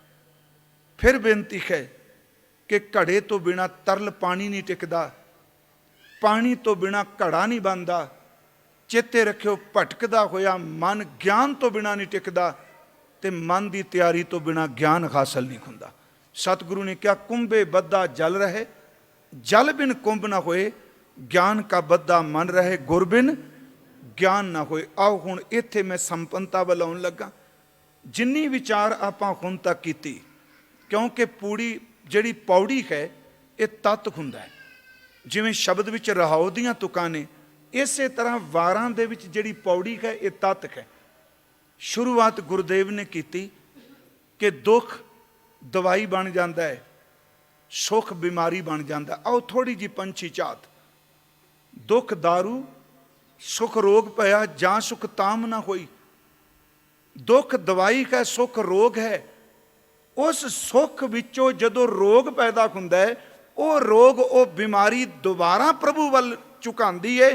ਪਿਆਰਿਓ, ਉਸ ਦੁੱਖ ਵਿੱਚੋਂ ਜਿਹੜੀ ਰੱਬ ਦੀ ਯਾਦ ਆਉਂਦੀ ਏ, ਉਹਦੇ ਵਿੱਚੋਂ ਸੁੱਖ ਪੈਦਾ ਹੁੰਦਾ। ਉਸ ਸੁੱਖ ਨੂੰ ਕਦੀ ਦੁੱਖ ਨਹੀਂ ਪਾਉਂਦਾ। ਵਜੂਦ ਵਿੱਚੋਂ ਜੋਤ ਦੇਖਦਾ, ਜੋਤ ਵਿੱਚੋਂ ਜੁੜ ਕੇ ਅਸਲੀਅਤ ਨੂੰ ਸਮਝਦਾ। ਫਿਰ ਸਤਿਗੁਰੂ ਕਹਿੰਦੇ ਨੂੰ ਸੱਚੀ ਸਿਫਤ ਕਰਦਾ ਤੇ ਪਾਰ ਹੋ ਜਾਂਦਾ। ਉਸ ਤੋਂ ਬਾਅਦ ਗੁਰਦੇਵ ਨੇ ਇੱਕ ਬਚਨ ਕਿਹਾ ਜੋ ਅਸੀਂ ਪੜ੍ਹਦੇ ਆਏ। ਸਤਿਗੁਰੂ ਨੇ ਕਿਹਾ, ਇੱਥੇ ਵੱਖ-ਵੱਖ ਧਰਮ ਬਣਾ ਦਿੱਤੇ ਗਏ, ਜਿਹੜਾ ਅਸੀਂ ਪੜ੍ਹਿਆ, ਜੋਗ ਦਾ, ਬ੍ਰਾਹਮਣ ਦਾ, ਖੱਤਰੀ ਦਾ, ਸ਼ੂਦਰ ਦਾ। ਸਤਿਗੁਰੂ ਨੇ ਕਿਹਾ, ਨਹੀਂ, ਜੇ ਤੂੰ ਦੁੱਖ ਦਾਰੂ ਵਿੱਚੋਂ ਸੁੱਖ ਲੱਭਣਾ, ਫਿਰ ਸਰਬ ਸ਼ਬਦੰਗ ਏਕ ਸ਼ਬਦੰਗ ਹੈ, ਇੱਕ ਧਰਮ ਨਾਮ ਦਾ ਹੈ। ਉਸ ਤੋਂ ਬਾਅਦ ਗੁਰਦੇਵ ਨੇ ਕਿਹਾ ਕਿ ਯਾਦ ਰੱਖ, ਸਾਰਿਆਂ ਦੇਵਤਿਆਂ ਦਾ ਸ਼੍ਰੋਮਣੀ ਦੇਵਤਾ ਸਿਰਫ ਪਰਮਾਤਮਾ ਵਾਹਿਗੁਰੂ ਹੈ। ਏਕ ਕ੍ਰਿਸ਼ਨ ਸਰਬ ਦੇਵਾ ਦੇਵ, ਦੇਵਾ ਤਾਂ ਆਤਮਾ। ਅੱਗੇ ਫਿਰ ਸਤਿਗੁਰੂ ਨੇ ਕਿਹਾ, ਮਨ ਤਾਂ ਟਿਕੇਗਾ ਜੇ ਗਿਆਨ ਹੋਵੇਗਾ। ਮੈਂ ਹਾਲਾਂ ਸਿਰਫ ਖੰਡਾ ਤੇ ਟਿਕਾ ਦਾ ਥੋੜਾ ਜ਼ਿਕਰ ਕੀਤਾ, ਮੈਂ ਉਸ ਗਿਆਨ ਦਾ ਜ਼ਿਕਰ ਨਹੀਂ ਕੀਤਾ ਜਿਹਦੇ ਨਾਲ ਮਨ ਟਿਕੇ। ਗਿਆਨ ਦਾ ਅਰਥ ਜਾਣਕਾਰੀ, ਨੌਲੇਜ ਨਹੀਂ। ਅੱਜ ਲੋਕਾਂ ਕੋਲ ਨੌਲੇਜ ਬੜੀ ਜੇ, ਪਰ ਮਨ ਰਸੀਏ ਨਹੀਂ ਜੇ। ਇੱਕ ਖਿਣ ਲੱਗਦਾ ਆ ਜਿਹੜੀ ਫੇਸਬੁੱਕ ਕਹਿੰਦੇ ਆ, ਮੈਂ ਤਾਂ ਨਾ ਹੀ ਇਹਦਾ ਫੇਕ ਬੁੱਕ ਦਿੱਤਾ ਹੋਇਆ, ਹੁਣ ਅਸਲੀਅਤ ਹੈ। ਇਹ ਖਿਣ ਲੱਗਦਾ ਲੋਕ ਨੌਲੇਜ ਦਾ ਘਾਟਾ ਕੋਈ। ਅਸੀਂ ਕਹਿੰਦੇ ਆ ਪ੍ਰਚਾਰ ਕੋਈ ਨਹੀਂ। ਮੇਰੀ ਬੇਨਤੀ ਸੁਣੋ, ਪ੍ਰਚਾਰ ਬੜਾ, ਪਰ ਕਰੀਏ ਕੀ? ਅੱਗੇ ਬੰਦਾ ਲੱਭਣਾ ਪੈਂਦਾ ਸੀ, ਨਿੰਦਿਆ ਕਰ ਲਿਓ ਤੇ ਬੰਦਾ ਲੱਭਣ ਦੀ ਲੋੜ ਹੀ ਕੋਈ ਨਹੀਂ। ਅੱਗੇ ਬੰਦੇ ਨੂੰ ਜਦੋਂ ਪਚਦੀ ਨਹੀਂ ਸੀ ਨਾ ਨਿੰਦਿਆ, ਉਹ ਕਹਿੰਦਾ ਸੀ ਕਿਹੜਾ ਮਿਲੇਗਾ ਤੇ ਅੰਦਰ ਦਾ ਗੁਬਾਰ ਕੱਢਾਂ। ਉਹ ਜਦੋਂ ਕੋਈ ਮਿਲ ਜਾਂਦਾ ਸੀ ਪੂਰਾ ਗੰਦਮੰਦ ਕੱਢਦਾ ਸੀ, ਫਲਾਣਾ ਆਹ ਫਲਾਣਾ। ਉਹ ਤੇ ਬੰਦੇ ਦੀ ਲੋੜ ਹੀ ਨਹੀਂ, ਆਪਣੀ ਜੇਬ 'ਚ ਪਾਉਣੇ ਬਸ, ਬਿਨਾਂ ਬੰਦੇ ਤੋਂ ਸਭ ਕੁਝ ਅੱਗੇ ਨਿਕਲ ਜਾਣਾ। ਜਿੰਨੀ ਤੇਜ਼ੀ ਰਫ਼ਤਾਰ ਨਾਲ ਔਗਣ ਅੱਜ ਸਫ਼ਰ ਕਰ ਰਿਹਾ ਹੈ, ਇੰਨੀ ਤੇਜ਼ ਰਫ਼ਤਾਰ ਨਾਲ ਗੁਣ ਕਿਉਂ ਨਹੀਂ ਜਾਂਦਾ ਪਿਆ? ਸੱਚ ਹੈ ਨਾ, ਕਿਉਂਕਿ ਔਗਣ ਬਹੁਤ ਤੇਜ਼ੀ ਰੱਖਦਾ ਹੈ। ਸਤਿਗੁਰੂ ਨੇ ਕਿਹਾ ਗਿਆਨ, ਉਹ ਗਿਆਨ ਦਾ ਅਰਥ ਨੌਲੇਜ ਨਹੀਂ। ਜੇ ਪਿਆਰਿਓ ਨੌਲੇਜ ਨਾਲ ਮਨ ਕਾਬੂ ਆ ਜਾਂਦਾ, ਜਿਨ੍ਹਾਂ ਇੰਨੇ ਨੇ ਗ੍ਰੰਥ ਲਿਖੇ, ਉਹ ਕਿਉਂ ਭਟਕਦੇ ਪਏ ਨੇ? ਉਹ ਗਿਆਨ ਹੈ ਅਨੁਭਵ, ਉਹ ਗਿਆਨ ਹੈ ਸ਼ਬਦ, ਉਹ ਗਿਆਨ ਹੈ ਆਪੇ ਦੀ ਸੋਝੀ, ਉਹ ਗਿਆਨ ਹੈ ਦੇਖੋ ਭਾਈ ਗਿਆਨ ਕੀ ਆਈ ਜਾਂਦੀ, ਸਭਾ ਉਡਾਨੀ ਭ੍ਰਮ ਕੀ ਟਾਟੀ ਰਹੇ ਨਾ ਮਾਇਆ ਬਾਂਧੀ। ਜਦੋਂ ਇਸ ਗਿਆਨ ਨਾਲ ਮਨ ਕਾਬੂ ਆਏਗਾ, ਉਸ ਤੋਂ ਬਾਅਦ ਸਤਿਗੁਰੂ ਨੇ ਕਿਹਾ ਮਤਾਂ। ਕੋਈ ਬਾਹਰ ਦਾ ਗਿਆਨੀ ਇਹ ਦਾਅਵਾ ਕਰੇ ਕਿ ਮੈਂ ਬਹੁਤ ਸਾਰੀ ਧਰਮ ਦੀ ਨੌਲੇਜ ਰੱਖਣਾ, ਜੇ ਮੈਂ ਪਾਪ ਕਰ ਲਾਂਗਾ ਮੈਨੂੰ ਤੇ ਮਾਫ ਹੋ ਜਾਏ। ਕਈ ਵਾਰੀ ਕਹਿਣ ਲੱਗ ਪੈਂਦੇ ਨੇ, ਕੋਈ ਨਹੀਂ ਜੀ, ਤੁਸੀਂ ਜੇ ਪਾਪ ਕਰ ਲਿਆ, ਤੁਹਾਡੇ ਤਾਂ ਪੁੰਨ ਹੀ ਇੰਨੇ ਜ਼ਿਆਦਾ ਨੇ, ਤੁਹਾਡਾ ਪਾਪ ਬਖਸ਼ਿਆ ਜਾਣਾ। ਮੈਂ ਉਹਨਾਂ ਨੂੰ ਬੇਨਤੀ ਕਰਨੀ ਚਾਹੁੰਦਾ, ਬਾਬਾ ਜੀ ਨੇ ਪੌੜੀ 'ਚ ਕਿਹਾ, ਪੜ੍ਹਿਆ ਹੋਵੇ ਗੁਨਾਹਗਾਰ। ਜੇ ਬੰਦਾ ਵਿਦਵਾਨ ਹੈ, ਉਹ ਗੁਨਾਹ ਕਰਦਾ, ਔਗਣ ਕਰਦਾ, ਤਾਂ ਓਮੀ ਸਾਧਨਾ ਮਾਰੀਐ। ਜੇ ਪੜ੍ਹੇ ਲਿਖੇ ਬੰਦੇ, ਪਹਿਲਾਂ ਅਸੀਂ ਅਰਥ ਕਰ ਲੈਂਦੇ ਹਾਂ, ਜੇ ਪੜ੍ਹੇ ਲਿਖੇ ਬੰਦੇ ਨੇ ਗੁਨਾਹ ਕੀਤਾ ਤੇ ਉਹਦੀ ਥਾਂ ਤੇ ਓਮੀ, ਇਹ ਲਫ਼ਜ਼ ਜਿਹੜਾ ਓਮੀ ਹੈ ਨਾ ਜੀ, ਇਹ ਅਰਬੀ ਦਾ ਲਫ਼ਜ਼ ਹੈ ਉਮ ਲਫ਼ਜ਼ ਦਾ ਅਰਥ ਹੈ ਮਾਂ। ਓਮੀ ਸ਼ਬਦ ਕਿੱਥੋਂ ਬਣਿਆ? ਮੈਂ ਬੇਨਤੀ ਕਰਦੇ ਹਾਂ, ਅਸੀਂ ਸਿੱਧਾ ਟੀਕਾਕਾਰਾਂ ਨੇ ਅਰਥ ਕੀਤੇ ਨੇ ਅਨਪੜ੍ਹ। ਅਸਲ 'ਚ ਅਰਥ ਅਨਪੜ੍ਹ ਨਹੀਂ, ਜਿਹੜੇ ਅਰਬੀ ਦੀ ਲੁਗਾਤ ਹੈ, ਜਿਹਨੂੰ ਅਸੀਂ ਪੰਜਾਬੀ ਸ਼ਬਦਕੋਸ਼ ਕਹਿੰਦੇ, ਡਿਕਸ਼ਨਰੀ ਲਫ਼ਜ਼ ਵਰਤਨੇ। ਅਰਬੀ ਵਿੱਚ ਜਿਹੜਾ ਉਮ ਲਫ਼ਜ਼ ਹੈ, ਉਮ ਦਾ ਅਰਥ ਹੈ ਮਾਂ, ਇਹਦੇ ਤੋਂ ਲਫ਼ਜ਼ ਬਣਿਆ ਓਮੀ। ਇਹਦਾ ਅਰਥ ਹੁੰਦਾ ਹੈ ਕਿ ਉਹ ਬੱਚਾ ਕਿ ਜਿਹਦੇ ਜਨਮ ਵੇਲੇ ਪਿਤਾ ਦੀ ਮੌਤ ਹੋ ਜਾਏ। ਓਮੀ ਲਫ਼ਜ਼ ਕਿੱਥੋਂ ਬਣਿਆ? ਪਿਤਾ ਦੀ ਮੌਤ ਹੋ ਜਾਏ, ਮਾਂ ਦੇ ਕੋਲ ਉਹ ਪਲੇ, ਪਰ ਮਾਂ ਵਿਚਾਰੀ ਪੜ੍ਹਾ ਲਿਖਾ ਨਾ ਸਕੇ, ਕੋਰਾ ਅਨਪੜ੍ਹ ਹੋਵੇ, ਉਹਨੂੰ ਫਿਰ ਓਮੀ ਤਾਂ ਕਹਿੰਦੇ ਸਨ ਕਿ ਜਿਹੋ ਜਿਹਾ ਮਾਂ ਦੇ ਪੇਟ 'ਚੋਂ ਜਨਮ ਲਿਆ, ਇਹ ਨਿਰ ਅੱਖਰ ਹੀ, ਵਿਚਾਰੇ ਨੂੰ ਨੌਲੇਜ ਕੋਈ ਵੀ ਨਹੀਂ। ਉਮ ਲਫ਼ਜ਼ ਤੋਂ ਓਮੀ ਬਣਿਆ ਹੈ। ਪੜ੍ਹਿਆ ਹੋਵੇ ਗੁਨਾਹਗਾਰ, ਜੇ ਪੜ੍ਹਿਆ ਲਿਖਿਆ ਬੰਦਾ ਗਲਤੀ ਕਰਦਾ ਹੈ ਤਾਂ ਓਮੀ ਸਾਧਨਾ ਮਾਰੀ ਹੈ। ਇਹਦਾ ਮਤਲਬ ਇਹ ਨਹੀਂ ਕਿ ਵਿਦਵਾਨ ਗਲਤੀ ਕਰੇ ਤੇ ਪਛਾ ਦਿਓ, ਅਨਪੜ੍ਹ ਬੰਦਾ ਚਲਾਕੀ ਨਾਲ ਆਪਣੇ ਆਪ ਨੂੰ ਸੇਵ ਕਰ ਲਿਆ। ਗਲਤੀ ਕੀਤੀ ਵੱਡੇ ਨੇ, ਪਛਾ ਅਨਪੜ੍ਹ ਦਿੱਤਾ। ਅੱਜ ਕੱਲ੍ਹ ਵਾਪਰਦਾ ਜੇ, ਹਾਂ ਦੁਨੀਆ 'ਚ ਵਾਪਰੇਗਾ। ਇੱਥੇ ਮਨਿਸਟਰ ਖਾਂਦਾ ਤੇ ਵਿਚਾਰੇ ਜੇਲ੍ਹ ਜਿਹੜੇ ਨੇ ਉਹ ਡੀਸੀ ਕਮਿਸ਼ਨਰ ਜਿਹੜੇ ਥੱਲੇ ਵਾਲੇ ਉਹ ਵਿਚਾਰੇ ਜੇਲ੍ਹਾਂ ਭੁਗਤਦੇ ਹੁੰਦੇ ਆ। ਗੁਨਾਹ ਕੋਈ ਕਰਦਾ, ਸਜ਼ਾ ਕੋਈ ਭੁਗਤ ਰਿਹਾ। ਇੱਥੇ ਗੁਰਦੇਵ ਨੇ ਕਿਹਾ ਰੱਬ ਦੇ ਘਰ 'ਚ ਨਹੀਂ, ਜੇ ਵਿਦਵਾਨ ਨੇ ਗਲਤੀ ਕੀਤੀ ਹੈ ਤੇ ਵਿਦਵਾਨ ਨੂੰ ਸਜ਼ਾ ਜ਼ਰੂਰ ਮਿਲੇਗੀ। ਇਹਦਾ ਮਤਲਬ ਇਹ ਨਹੀਂ ਕਿ ਤੂੰ ਬਹੁਤ ਵੱਡਾ ਪੜਾਕੂ ਹੈ ਤੇ ਰੱਬ ਦੀ ਦਰਗਾਹ 'ਚ ਇਸ ਕਰਕੇ ਤੇਰੇ ਪਾਪ ਮਾਫ ਹੋ ਜਾਣਗੇ, ਤੇਰੇ ਕੋਲ ਨੌਲੇਜ ਬੜੀ ਸੀ। ਪੜ੍ਹਿਆ ਹੋਵੇ ਗੁਨਾਹਗਾਰ ਤਾਂ ਓਮੀ ਸਾਧ ਨਾ ਮਾਰੀਏ, ਅਨਪੜ੍ਹ ਨੂੰ ਨਹੀਂ ਮਾਰਿਆ ਜਾਏਗਾ। ਜੇ ਅਨਪੜ੍ਹ ਨੇ ਗਲਤੀ ਕੀਤੀ ਸਜ਼ਾ ਉਹਨੂੰ ਵੀ ਮਿਲੇਗੀ। ਮੈਂ ਇਸ ਪੌੜੀ ਤੇ ਤਾਂ ਥੋੜਾ ਜਿਹਾ ਜ਼ੋਰ ਦੇ ਕੇ ਕਹਿ ਰਿਹਾ ਕਿ ਇਸ ਭੁਲੇਖੇ 'ਚੋਂ ਨਿਕਲ ਜਾਓ। ਸਾਡੇ ਬਾਬਾ ਜੀ ਨੇ ਕਹਿ ਦਿੱਤਾ ਕੋਈ ਨਹੀਂ ਤੂੰ ਚੋਰੀ ਚਾਰੀ ਜੋ ਮਰਜ਼ੀ ਕਰ ਲੈ, ਇੰਨੀ ਕੁ ਮਾਇਆ ਅੱਜ ਆ ਕੇ ਡੇਰੇ 'ਚ ਦੇ ਦਿਆ ਕਰ, ਤੇਰੇ ਸਾਰੇ ਗੁਨਾਹ ਮਾਫ ਹੋ ਗਏ। ਉਹ ਜ਼ਰੂਰ ਸੁਣਿਓ। ਇਹ ਬਾਬਾ ਜੀ ਨੇ ਕਿਹਾ ਬਾਣੀ 'ਚ, ਪਾਪ ਕਰੈ ਪੰਚਾਂ ਕੇ ਬਸਰੇ, ਤੀਰਥ ਨਹਾਏ ਕੈ ਸਭ ਉਤਰੇ, ਬੌਰ ਕਮਾਵੈ ਹੋਏ ਨਿਸੰਕ, ਜੰਪੁਰ ਬਾਦ ਖਰੇ ਕਲੰਕ। ਜੇ ਵਿਦਵਾਨ ਬੰਦੇ ਨੇ ਗੁਨਾਹ ਕੀਤਾ ਉਹਦੇ ਗੁਨਾਹ ਦੀ ਸਜ਼ਾ ਉਹਨੂੰ ਮਿਲੇਗੀ। ਇਸੇ ਕਰਕੇ ਗੁਰੂ ਨੇ ਬਾਣੀ 'ਚ ਕਿਹਾ ਉਹ ਪੜਾਕੂ ਬੰਦਿਆ ਮਨ ਕਾਹੇ ਭੁੱਲੇ ਮੂੜ ਮਣਾ, ਜਦ ਲੇਖਾ ਦੇਵੈ ਵੀਰਾ ਤਉ ਪੜਿਆ। ਬਾਬਾ ਇਹ ਲੇਖਾ ਲਿਖ ਜਾਣ, ਜਿੱਥੇ ਲੇਖਾ ਮੰਗੀਐ ਤਿੱਥੇ ਹੋਏ ਸੱਚਾ ਨਿਸ਼ਾਨ। ਪੜ੍ਹਿਆ ਹੋਇਆ ਬੰਦਾ ਜੇ ਗਲਤੀ ਕਰਦਾ ਹੈ ਰੱਬ ਦੇ ਘਰ 'ਚ ਉਹਨੂੰ ਵੀ ਸਜ਼ਾ ਹੈ। ਪੜ੍ਹਿਆ ਹੋਵੇ, ਮਹਾਰਾਜ ਜੀ ਨੇ ਕਿਹਾ ਕਿ ਗੁਨਾਹਗਾਰ ਪੜ੍ਹਿਆ ਹੋਵੇ ਗੁਨਾਹਗਾਰ ਤਾਂ ਓਮੀ ਸਾਧ ਨਾ ਮਾਰੀਏ, ਅਨਪੜ੍ਹ ਬੰਦੇ ਨੂੰ ਨਹੀਂ ਮਾਰਿਆ ਜਾਏਗਾ ਉਹਦੀ ਥਾਂ ਤੇ। ਅੱਗੇ ਸਾਹਿਬ ਕਹਿੰਦੇ ਨੇ ਕਿ ਜਿਹਾ ਘਾਲੇ ਘਾਲਣਾ, ਜਿਹੋ ਜੇ ਕਰਮ ਕਰਤੂਤ ਆਪਾਂ ਕਰਨੇ ਆ ਘਾਲਣਾ ਸਾਡੀ ਹੈ। ਤੇ ਵੇਖੋ ਨਾਉ ਪਚਾਰੀਏ, ਉਸੇ ਨਾਮ ਕਰਕੇ ਸਾਡੀ ਬੋਡੀ ਨਾਲ ਨਾਮ ਜੁੜ ਜਾਏਗਾ। ਚੋਰੀ ਕਰਨ ਵਾਲਾ ਚੋਰ ਹੋਵੇਗਾ, ਵਿਸ਼ਿਆਂ ਵਿੱਚ ਲੁਪਤ ਹੋਇਆ ਬੰਦਾ ਵਿਸ਼ਈ ਕਿਹਾ ਜਾਏਗਾ, ਠੱਗੀਆਂ ਮਾਰਨ ਵਾਲੇ ਨੂੰ ਠੱਗ ਕਿਹਾ ਜਾਏਗਾ। ਜਿਹੋ ਜਿਹਾ ਕੰਮ ਕਰਦਾ ਹੈ ਉਹ ਜੇ ਨਾਮ ਬਣਨਾ। ਭਗਤੀ ਕਰਨ ਵਾਲੇ ਨੂੰ ਭਗਤ ਕਿਹਾ ਜਾਏਗਾ, ਬਹਾਦਰ ਬੰਦੇ ਨੂੰ ਬਹਾਦਰੀ ਵਾਲੇ ਨੂੰ ਬਹਾਦਰ ਕਿਹਾ ਜਾਏਗਾ, ਬੰਦਗੀ ਕਰਨ ਵਾਲੇ ਨੂੰ ਦਰਵੇਸ਼ ਕਿਹਾ ਜਾਏਗਾ। ਸਤਿਗੁਰੂ ਕਹਿੰਦੇ ਨੇ ਜਿਹਾ ਘਾਲੇ ਘਾਲਣਾ ਤੇ ਵੇਖੋ ਨਾਉ ਪਚਾਰੀਏ, ਉਹ ਹੀ ਨਾਮ ਬਣੇਗਾ ਜਿਹੋ ਜੀ ਬੰਦੇ ਨੇ ਘਾਲਣਾ ਘਾਲੀ। ਅੱਗੇ ਸਾਹਿਬ ਕਹਿੰਦੇ ਐਸੀ ਕਲਾ ਨਾ ਖੇਡੀਏ, ਇਹੋ ਜੀ ਬਾਜ਼ੀਆਂ ਚਲਾਕੀਆਂ ਨਾ ਕਰ। ਕਿਹੜੀਆਂ? ਜਿਤ ਦਰਗਾਹ ਗਿਆ ਹਾਰੀਏ, ਨਾ ਇਹੋ ਜੀਆਂ ਕਲਾ ਬਾਜ਼ੀਆਂ ਚਲਾਕੀ ਦੀਆਂ ਖੇਡ ਕਿ ਰੱਬ ਦੀ ਦਰਗਾਹ ਵਿੱਚ ਕਿਤੇ ਜ਼ਿੰਦਗੀ ਦੀ ਬਾਜੀ ਨਾ ਹਾਰ ਜਾਏ। ਸਮਝਾਇਆ? ਐਸੀ ਕਲਾ ਨਾ ਖੇਡੀਏ ਜੇ ਦਰਗਾਹ ਗਿਆ ਹਾਰੀਏ। ਪੜ੍ਹਿਆਂ ਅਤੇ ਓਮੀਆਂ, ਪੜ੍ਹੇ ਹੋਏ ਵਿਦਵਾਨ ਅਤੇ ਅਨਪੜ੍ਹ। ਸਤਿਗੁਰੂ ਕਹਿੰਦੇ ਨੇ ਪੜ੍ਹਿਆਂ ਅਤੇ ਓਮੀਆਂ ਵਿਚਾਰ ਅੱਗੇ ਵਿਚਾਰੀ। ਹੁਣ ਜਿਹੜੇ ਕਹਿੰਦੇ ਨੇ ਅੱਗੇ ਕਿਤੇ ਨਹੀਂ ਪੁੱਛਣਾ ਜੀ। ਮੈਂ ਪਿਛਲੇ ਦਿਨੀ ਜਦੋਂ ਕਥਾ ਆਈ ਸੀ ਨਾ, ਨਾਨਕ ਜੀ ਉਪਾਏ ਕੈ ਲਿਖ ਨਾਮੈ ਧਰਮ ਬਹਾਲਿਆ, ਉਦਨ ਵੀ ਅਰਜ਼ ਕੀਤੀ ਇਸ ਭੁਲੇਖੇ 'ਚ ਮਤ ਜੀਓ। ਸਾਨੂੰ ਸੁਣ ਕੇ ਵੀ ਨਹੀਂ ਅੱਗੇ ਕੋਈ ਧਰਮ ਰਾਜ ਕੋਈ ਲੇਖਾ ਨਹੀਂ ਜੇ। ਹੁਣ ਆਹ ਬਾਬਾ ਜੀ ਨੇ ਕੀ ਕਿਹਾ ਕਿ ਪੜ੍ਹਿਆਂ ਅਤੇ ਓਮੀਆਂ ਵਿਚਾਰ ਅੱਗੇ ਵਿਚਾਰੀਏ, ਕਿ ਪੜ੍ਹਿਆਂ ਅਤੇ ਅਨਪੜ੍ਹਾਂ ਦੀ ਵਿਚਾਰ ਰੱਬ ਦੀ ਦਰਗਾਹ ਵਿੱਚ ਹੋਵੇਗੀ। ਅੱਗੇ ਸਾਹਿਬ ਕਹਿੰਦੇ ਮੂੰਹ ਚੱਲੇ, ਮੂੰਹ ਚੱਲੇ ਦਰ ਤੇ ਜਿਹੜਾ ਮੂੰਹ ਜ਼ੋਰ ਹੈ, ਗੁਰੂ ਦੀ ਗੱਲ ਨਹੀਂ ਮੰਨਦਾ, ਆਪਣੀ ਗੱਲ ਕਰੀ ਜਾਂਦਾ ਹੈ। ਮੂੰਹ ਚੱਲੇ ਸੋ ਅੱਗੇ ਮਾਰੀਏ, ਉਸ ਨੂੰ ਸੱਟਾਂ ਪੈਣਗੀਆਂ ਜਿਹੜਾ ਮਨਮੁਖ ਹੈ। ਤੇ ਜਿਹੜਾ ਅਨਪੜ੍ਹ ਬੰਦਾ ਵੀ ਜੇ ਰੱਬ ਦੀ ਬੰਦਗੀ ਕਰਦਾ ਪਿਆਰਿਓ, ਉਹਦੀ ਦਰਗਾਹ ਵਿੱਚੋਂ ਬਖਸ਼ਿਆ ਜਾਏਗਾ। ਮੈਂ ਇੱਥੇ ਸਿਰਫ ਦੋ ਕੁ ਬੇਨਤੀਆਂ ਕਰਕੇ ਸਮਾਪਤੀ ਕਰ ਦੇਣਾ। ਜਿੰਨਾ ਗੁਰੂ ਗ੍ਰੰਥ ਸਾਹਿਬ ਵਿੱਚ ਗਿਆਨ ਹੈ, ਅੱਜ ਭਾਵੇਂ ਸਾਡੇ ਪੜ੍ਹੇ ਲਿਖੇ ਲੋਕ, ਮੈਨੂੰ ਦੁੱਖ ਲੱਗਦਾ ਹੈ ਆਪਣੇ ਵਿਦਵਾਨ ਪੜ੍ਹੇ ਹੋਏ ਗੁਰੂ ਗ੍ਰੰਥ ਸਾਹਿਬ ਵਿੱਚੋਂ ਨੁਕਸ ਕੱਢਣ ਲੱਗ ਪਏ। ਇੱਕ ਦਿਨ ਆ ਪਿੱਛੇ ਗਏ ਜੀ, ਇਹ ਕਹਿੰਦਾ ਜੀ ਗੁਰੂ ਗ੍ਰੰਥ ਸਾਹਿਬ 'ਚ 2900 ਗਲਤੀਆਂ ਨੇ। ਮੈਂ ਚਲੋ ਨਾਂ ਨਹੀਂ ਲੈਣਾ, ਲੋਕੀ ਸੁਣੀ ਜਾਂਦੇ ਆ। ਮੈਂ ਬੋਲਿਆ ਤੁਸੀਂ ਮੈਨੂੰ ਵੀ ਸੁਣ ਲੈਣਾ। ਜਿਸ ਗੁਰੂ 'ਚ ਗਲਤੀਆਂ ਨੂੰ ਸਿੱਖ ਦੀਆਂ ਗਲਤੀਆਂ ਕਿੱਥੋਂ ਕੱਢਣੀਆਂ? ਆਸਥਾ ਵੀ ਕੋਈ ਚੀਜ਼ ਹੈ। ਹੁਣ ਇਹ ਕਹੀਏ ਅਨਪੜ੍ਹ ਬੰਦਾ ਬੰਦਗੀ ਕਰਦਾ ਸੀ, ਕਹਿੰਦੇ ਛੱਡ ਪੜ ਅਨਪੜ੍ਹ ਸਾਹ ਤੁਰਿਆ ਫਿਰਦਾ। ਤੇ ਮੈਂ ਇੱਕ ਬੇਨਤੀ ਕਰਾਂਗਾ, ਜਿੰਨੇ ਪੜ੍ਹੇ ਲਿਖੇ ਨੇ, ਅਸੀਂ ਕਹਿੰਦੇ ਨਾ ਜੀ ਅਨਪੜ੍ਹਤਾ ਕਰਕੇ ਆ ਹੋ ਗਿਆ, ਤੇ ਮੈਨੂੰ ਇੱਕ ਗੱਲ ਦੱਸੋ, ਜਿੰਨੇ ਵਿਸ਼ਵ ਵਿਦਿਆਲਿਆ, ਜਿੰਨੇ ਕਾਲਜ, ਜਿੰਨੇ ਸਕੂਲ ਨੇ, ਇੰਨੇ ਪੜ੍ਹੇ ਲਿਖੇ ਸਮਾਜ ਦੇ ਵਿੱਚ ਕੀ ਅੱਜ ਕ੍ਰਾਈਮ ਘਟ ਗਿਆ? पढ़े लिखे पाप नहीं करते पे। रूहानीयत नाल कोई संबंध नहीं बाहर दी पढ़ाई दा ते बाहर दी अनपढ़ता दा।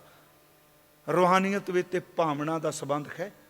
जो प्राणी गोबिंद ध्यावै पढ़िया अनपढ़िया परमगत पावै। ते जेड़ा पढ़ाकू बन जाए, बाबा जी ने कहा जेता पढ़िया तेता कड़िया। कहते जिन्ना पढ़ गया उन्नी मत्थे ते त्यूड़ी नहीं जाती।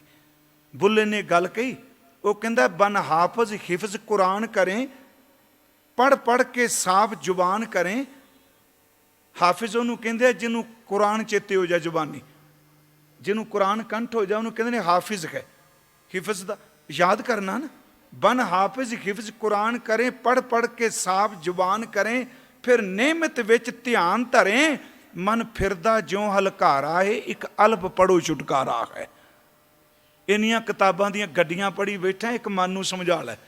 मन समझावन कारण कछुक पढ़िया ज्ञान। ते जे मन लो पढ़ लिया ते कर्म करतूत फिर भैड़ी रही, ते ओनू बाबा कहंदा है मन जानै सब बात जानत ही अवगन करे। पढ़िया होवे गुनाहगार तां उम्मी साध ना मारिए। मन जानै सब बात जानती ही अवगन करे, काहे की कुसलात हाथ दीप कुएं पर। बाबा जी ने क्या पढ़ पढ़ गड्डी लद्दियां, पढ़ पढ़ भरियां साथ, पढ़ पढ़ बेड़ी पाइयां, पढ़ पढ़ गड्डियां खात। पढ़ियां जेते बरस बरस, पढ़ियां जेते मास, पढ़ियां जेती आरजा, पढ़ियां जेते सांस।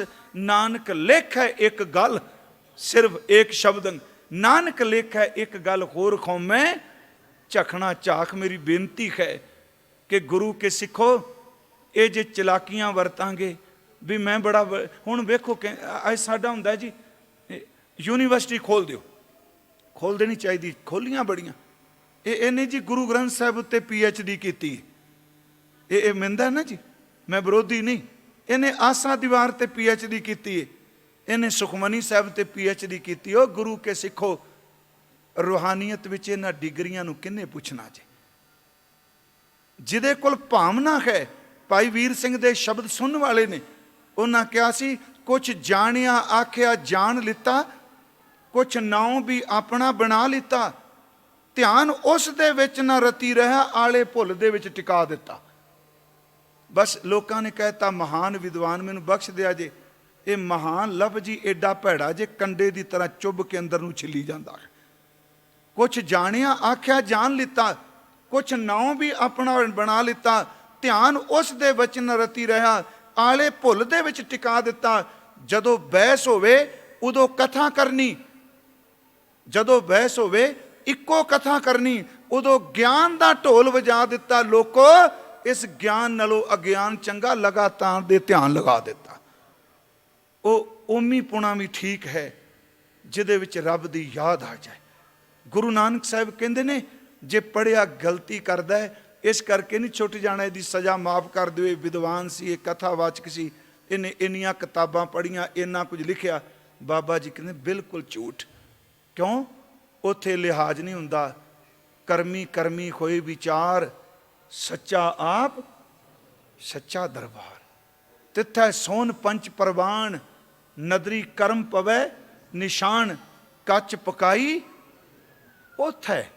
प्यारिओ इत्थे तां बहुत कुछ हुंदा। उथै कच पकाई उथै पाए, नानक गया जापै जाए। मेरी एक बेनती है, मैं बड़ा संखेप जिहा चलिया वां, बस इस 12वीं पौड़ी च गल पल्ले बन लईए कि जो कुछ असीं करने हैं लेखा पुछया जाना है। हाँ एक गल जरूर है, जदों किरपा कर देवे फिर गुण अवगुण कुछ नहीं जे वेखदा। बाह पकड़ ठाकुरों की दी, मेरा गुण अवगुण ना विचारिया। गुण अवगुण नहीं पुछदा। फिर सच एवे दी सुधी किरपा बंदे नूं रब दी दरगाह च प्रवान करा दिंदी है। आओ यतन करिए आपां सारे। मैं 5 दीवाना सिर वार वार इक्को ही बेनती करदा आ रहा। भाई साहब ने भी तुहानूं वार वार कहा, अंदर दा सोका बंदगी तो बिना दूर नहीं जे होना, अंदर दा रस सिमरन तो बिना नहीं बनना। तो मेरा ख्याल यह स्टेज उत्ते तां साल च बड़े वक्ते, बड़े कीर्तनीए, बड़े कई सालों तो इत्थे बंदगी करने वाले भी आउंदे रहे। मैं तर्क नहीं कर रहा, ਪਰ ਮੈਂ ਗੱਲ ਆਪਣੇ ਮਨ ਨੂੰ ਜ਼ਰੂਰ ਕਹਿਣਾ, ਮੈਨੂੰ 25 ਸਾਲ ਹੋ ਗਏ ਨੇ ਬੋਲਦਿਆਂ, ਮੇਰਾ ਖਿਆਲ ਹੈ ਮੈਂ ਹਜ਼ਾਰਾਂ ਘੰਟੇ ਬੋਲ ਦਿੱਤਾ ਹੋਵੇਗਾ, ਪਰ ਮੈਂ ਅੱਜ ਆਪਣੇ ਮਨ ਨੂੰ ਜ਼ਰੂਰ ਸਵਾਲ ਕਰਨਾ। ਜਿਵੇਂ ਭਾਈ ਸਾਹਿਬ, ਮੈਂ ਅੱਜ ਭਾਈ ਸਾਹਿਬ ਦੀ ਤੁਹਾਡੀ ਗੱਲ ਤੋਂ ਮੈਂ ਬਹੁਤ ਮੇਰੇ ਮਨ 'ਚ ਵੀ ਆਇਆ ਵੀ ਇੰਨੀਆਂ ਗੱਲਾਂ ਲੋਕਾਂ ਦੀਆਂ ਸੁਣ ਸੁਣ ਕੇ, ਚਲੋ ਇਹ ਭਾਵੇਂ ਕਥਾ ਰਿਕਾਰਡ ਨਾ ਵੀ ਕਰਿਓ, ਸ਼ਬਦ ਸੁਣ ਸੁਣ ਕੇ ਟਾਵੇਂ ਟਾਵੇਂ ਜੀ। ਅਸੀਂ ਤਾਂ ਸੱਚੀ ਗੱਲ ਏ ਵੀ ਇੱਕ ਬੱਚਾ ਮੈਂ ਕਹਿਣਾ ਹੁੰਨਾ ਵੀ ਉਹਦਾ ਕਿੰਨੀ ਤਾਲੀਮ ਲੈ ਜਾਂਦਾ ਹੈ। ਇੱਥੇ 40-40 ਸਾਲ ਹੋ ਜਾਂਦੇ ਨੇ ਗੁਰਦੁਆਰੇ ਆਇਆ, ਬੰਦੇ ਦੇ ਅੰਦਰ ਦੀ ਵਾਸ਼ਨਾ ਤੋਂ ਛੁਟਕਾਰਾ ਮਿਲਦਾ ਹੀ ਨਹੀਂ ਪਿਆ। ਪੁੱਛੀਏ ਮਨ ਨੂੰ ਹੁਣ ਬਣੇਗਾ ਕੀ? ਇਸੇ ਕਰਕੇ ਮੇਰੇ ਬਾਬਾ ਜੀ ਨੇ ਸ਼ਬਦ ਕਹੇ ਸਨ, ਨਿਰਾਸ਼ਤਾ ਨਹੀਂ ਕਹੀ, ਕਹਿਣ ਲੱਗੇ ਥਰ ਹਰ ਕੰਪੈ ਬਾਲਾ ਜੀਓ, ਨਾ ਜਾਨੂ ਕਿਆ ਕਰਸੀ ਪੀਓ। ਇਹ ਬਗ ਬੈਠੇ ਆਏ, ਕਾਲੇ ਕੇਸ ਚੜੇ ਗਏ ਨੇ, ਚਿੱਟੇ ਆ ਗਏ ਨੇ, ਹੁਣ ਘੱਟੋ ਘੱਟ ਚਿੱਟਿਆਂ ਵੇਲੇ ਆਪਾਂ ਸਾਂਭ ਲਈਏ। ਆਓ ਇੱਕ ਯਤਨ ਕਰੀਏ, ਘੱਟੋ ਘੱਟ ਜਿਹੜੇ ਕੰਮਕਾਰ ਨਹੀਂ ਨਾ ਕਰਦੇ, ਮਹੀਨੇ 'ਚ ਇੱਕ ਦਿਨ ਕੱਢਿਆ ਕਰੋ, ਮੈਂ ਪੂਰਾ ਦਿਨ ਸਿਮਰਨ ਕਰਨਾ, ਕਰ ਇੱਕ ਦਿਨ ਪੂਰਾ ਕਰ।